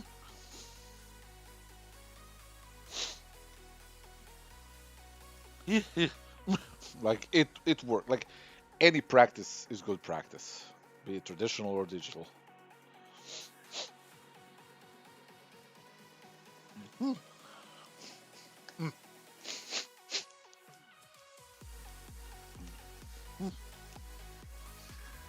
Yeah, Volume 2 was just a massive jump in quality. And the thing is, like, it was only gonna truly get interesting with Volume 3. Like Volume 2 was already interesting. Like, there was a lot of stuff set up. There was a lot of really cool little things. And even the side story of the Reaper of Artonat, like the actual tale, and the tale of how dragons came into the written stuff. I've actually given it a reread these days. And I'm like, holy shit, this reads so well. Hmm.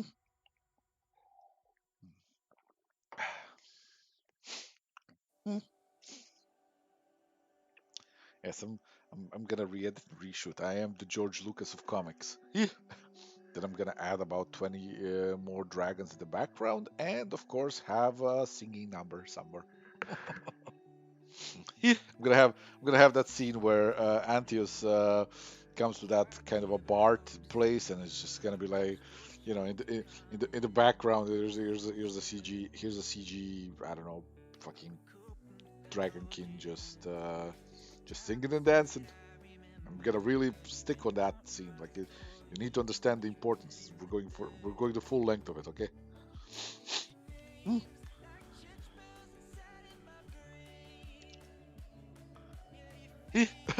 No, you shouldn't buy Ravine. That's me always saying it. Like, you shouldn't buy Ravine. Like, it's if you want to see an interesting relic of the time where I was still developing my writing skills, then buy 1 and 2. Like, there's probably some cheap options somewhere, and then just kind of read through them and understand what you're seeing. You're seeing somebody learning how to write, and you do see that, because while the first one is clunky and kind of chewy to read through, then comes the second one, and all of a sudden you're like, hey, I know this guy. That's the guy who wrote Sunstone, because it starts feeling that kind of character-driven storytelling, you know? Hmm. Like, some of my favorite moments in Ravine 2 are pretty much anything with Antius Brain, like his whole thing. Lynn and Stein are just amazing. Like, I just love the whole thing, their whole journey in Volume 2. And of course, I'll always fucking stand for anything that has Ariana Baltazar and Valerius Mordin. Like, just the two of them are just I love them. And the funny thing is, like, I still haven't even gotten to the best characters in the book later. Oh yeah, and of course, anything with Nebeziel is just my peak effort, because he was just such a fun character to draw. Plus, his name has fucking saved me on so many goddamn forums back in the day. Like I used to like play video games, and so you gotta make an account. And it's like, Ravine was such an unknown comic back then, so nobody really took the name. So I was like, hey, I'm gonna use this on DeviantArt. I'm gonna use this on fucking CG Talk. I'm gonna use this here. I'm gonna use this there. I just kept using it because it's like it was a made-up name that nobody knew. So it's like perfect. Yeah, exactly. Bambi's first step chase style.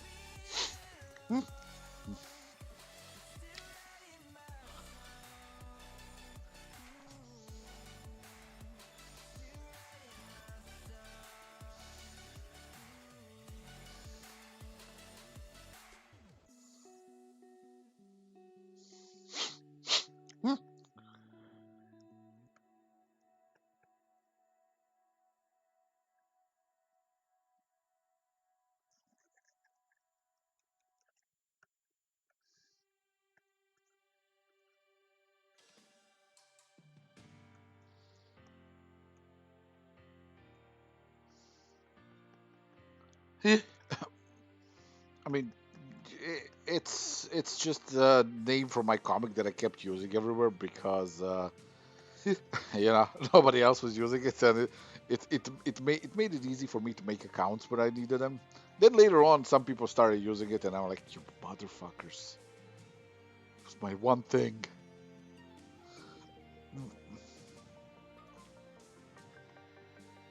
Hmm. Nah, there would be a purpose to me draw this again challenge with Ravine because like the only thing that you would get is basically what you're gonna get is gonna be Ravine just looks better, better expressions, better character acting, better gestures. Hmm. But Ravine already looks for what it is. It looks pretty visually impressive. Like even I'm not gonna shit on that. Like I'm like there was genuine effort there. It's just you know the skill wasn't quite there. But by the time I get back to it, which will be in about 3 or 4 years, like oh my god, like my like you see me, you see what I can do now. Just imagine what I will be able to do in 3 or 4 years. Like, ooh. No, no, no. I don't make self-insert characters. I find myself exceedingly boring because there's no place where I was like, hey, that guy there, it's me. Yeah, I was like, no, fuck that. Like I was asked the same thing about what's his name, Tom in Sunstone. Like he kind of looks like you. I'm like, yeah. So there's about 80% of metalheads.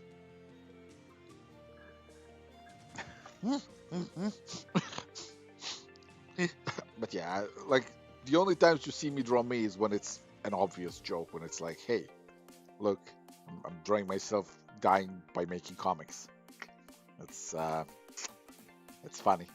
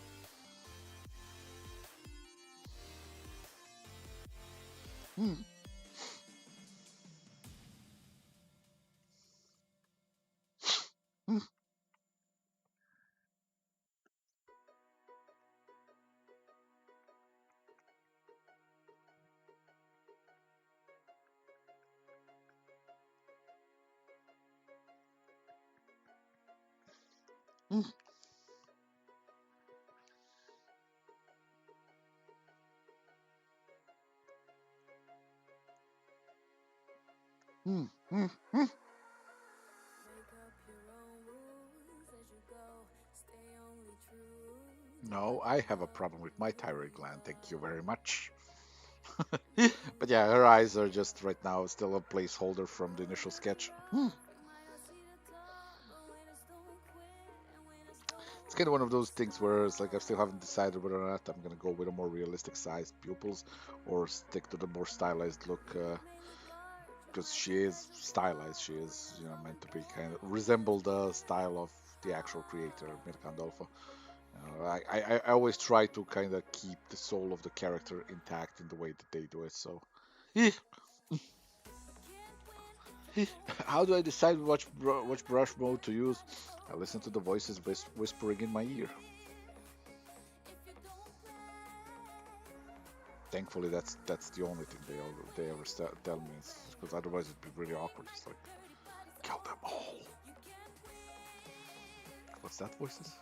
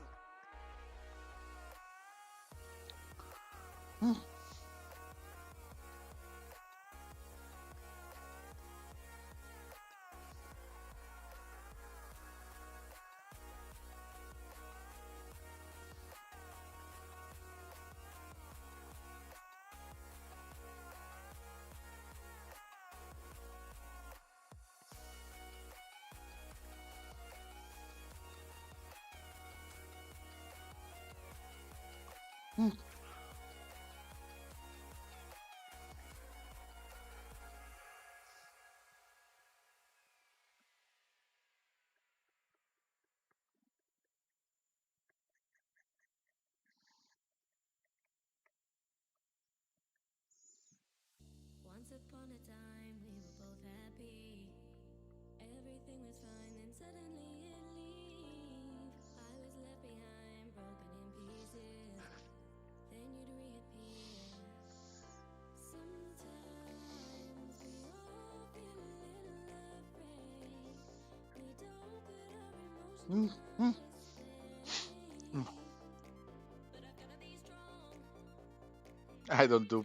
I don't play D&D.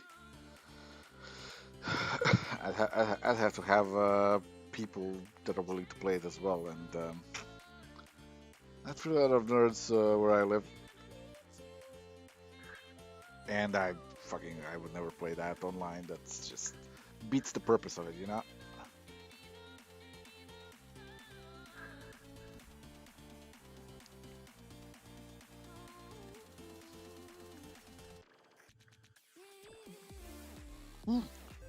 Do I ever listen to rap music every time when it feels like it fits the story?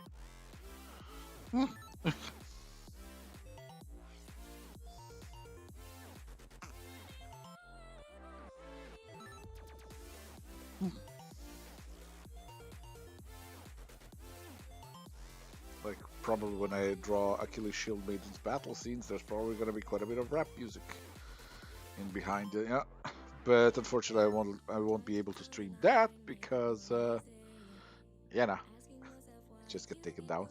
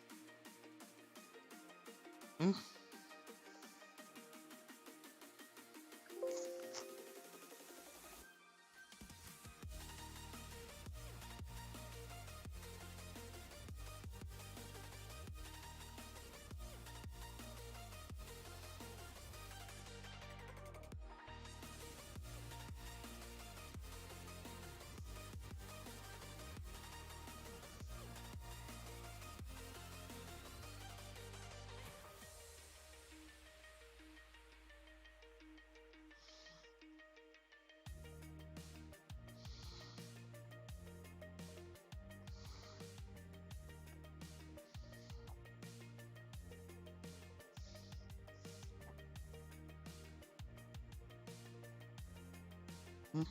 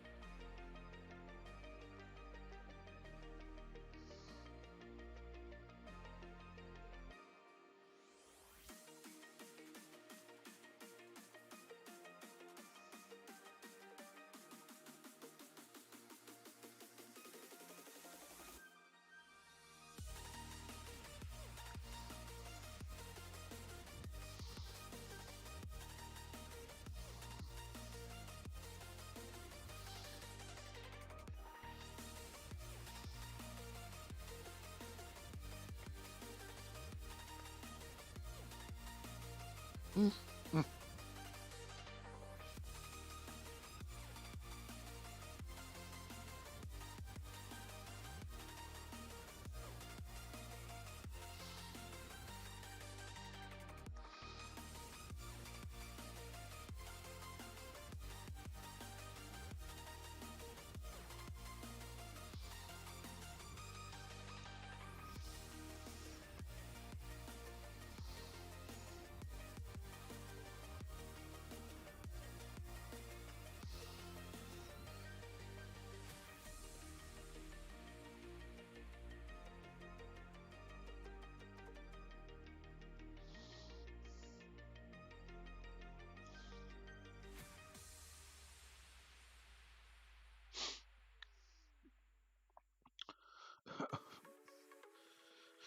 Can I sculpt faces as good as I illustrate them? Yeah, generally. I can do it much better in clay. It's a bit tedious in 3D programs for me, just because fake perspective always messes with me.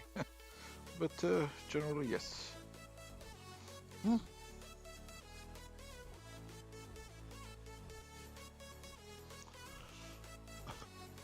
hmm. Would I ever consider collaborating with a leather worker to make Sunstone brand fetish for? Yeah, sure. I mean, there's a few studios that already kind of did sort of fan art pieces of Sunstone gear, and one of them did the one that I literally was making jokes about. It's like this one's gonna be this one's here's I basically went, here's a design for it. This was absolutely fucking impossible to make, and then they were like, oh yeah, hold my beer. I was like, all right. Then another studio did the Lisa mermaid outfit. Then another studio did the Lisa mermaid outfit, and I'm like, okay, fine, you're all flexing, I get it. Mm,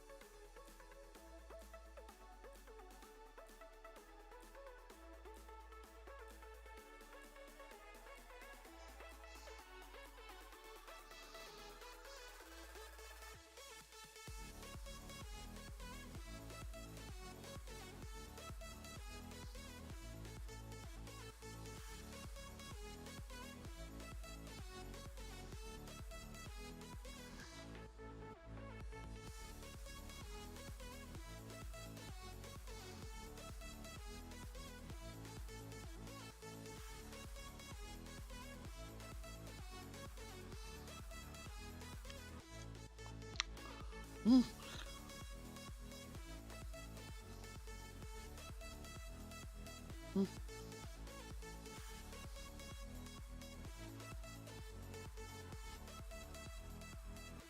mm, mm.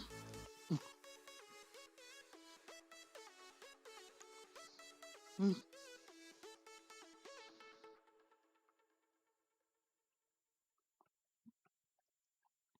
mm. I was actually recently doing a 3D stream where I was doing a sculpt of Lisa from Sunset, just kind of a quick warm-up thing where I was doing, just testing from a sphere, and I was doing some expression work with her. Mm. By expression work, I mean like the fucking trademark expression of her like lip bite looking to the side. Mm,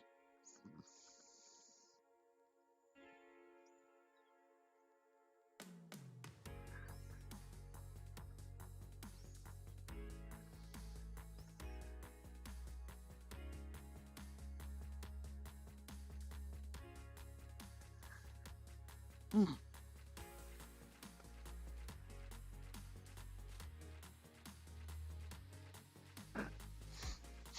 mm.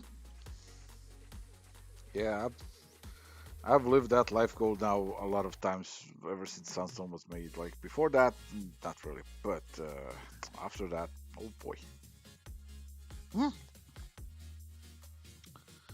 I think I've seen and shared and favorited a couple of hundreds of unique Sunstone cosplays, fan arts, all sorts of stuff.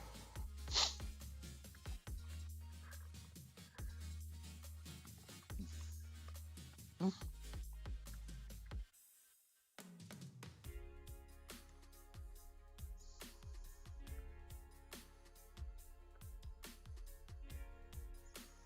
mm,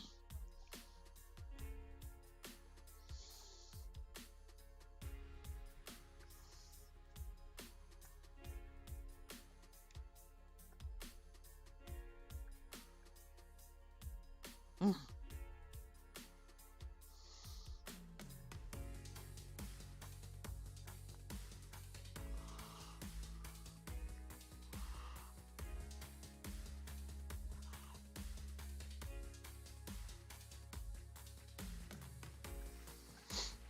mm. She has streamed a few times only. She's not really big on streaming. But once we actually upgrade our internet here, I actually intend to just push her into streaming with me. Because then we'll be able to, because we'll have an actual internet, and not to cans of beans connected by a string.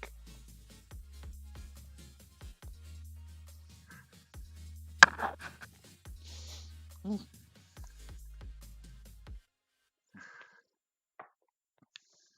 mm,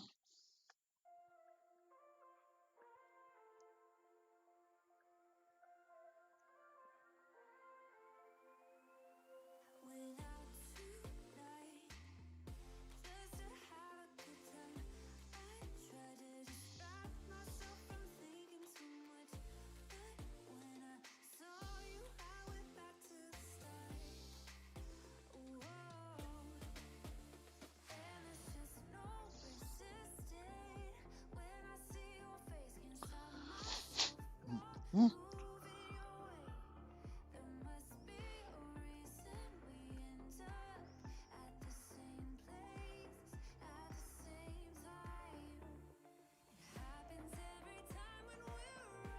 mm.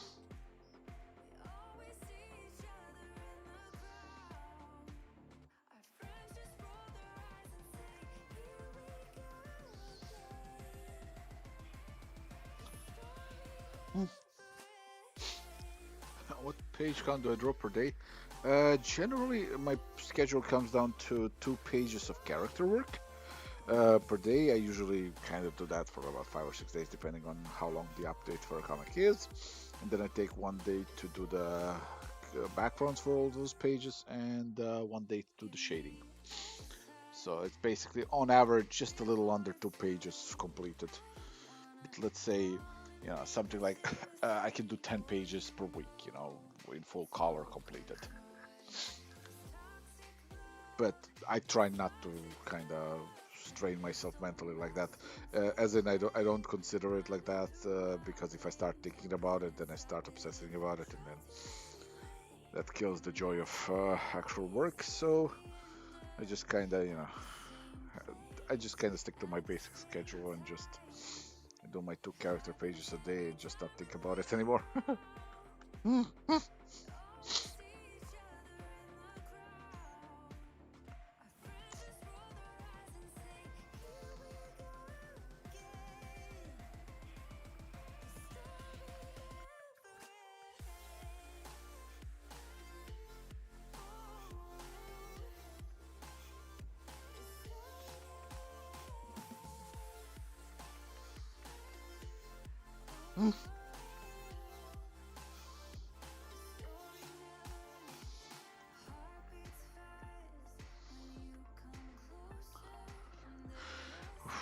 Alright, I think I'm gonna call it a day here for the stream because I am very fucking hungry.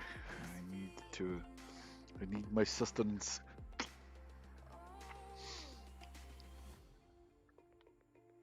Just, yeah, I want her a bit more centered because she's a bit off center right now. So that means I'm gonna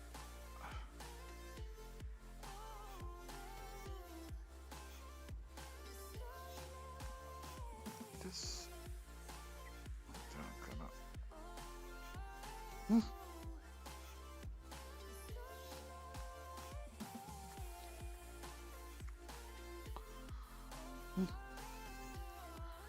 All right, that's gonna be it for today. Thank you all for being on the stream today. I was streaming more this week. I got a lot of Sunstone pages to make, and since they are generally safe for work, this whole update is gonna be very just emotionally charged. So I can actually stream working on those. Do I ever move on from hard pages? Come back to it? Not really. Not these days. These days, it's just kind of just I segment my work to the characters and the background, so that really helps. Plus, hard pages are the ones that make it interesting to work on because, you know, easy pages are just if there's no challenge to it, there's just no fun to it. All right, have a good one, everybody. I am off.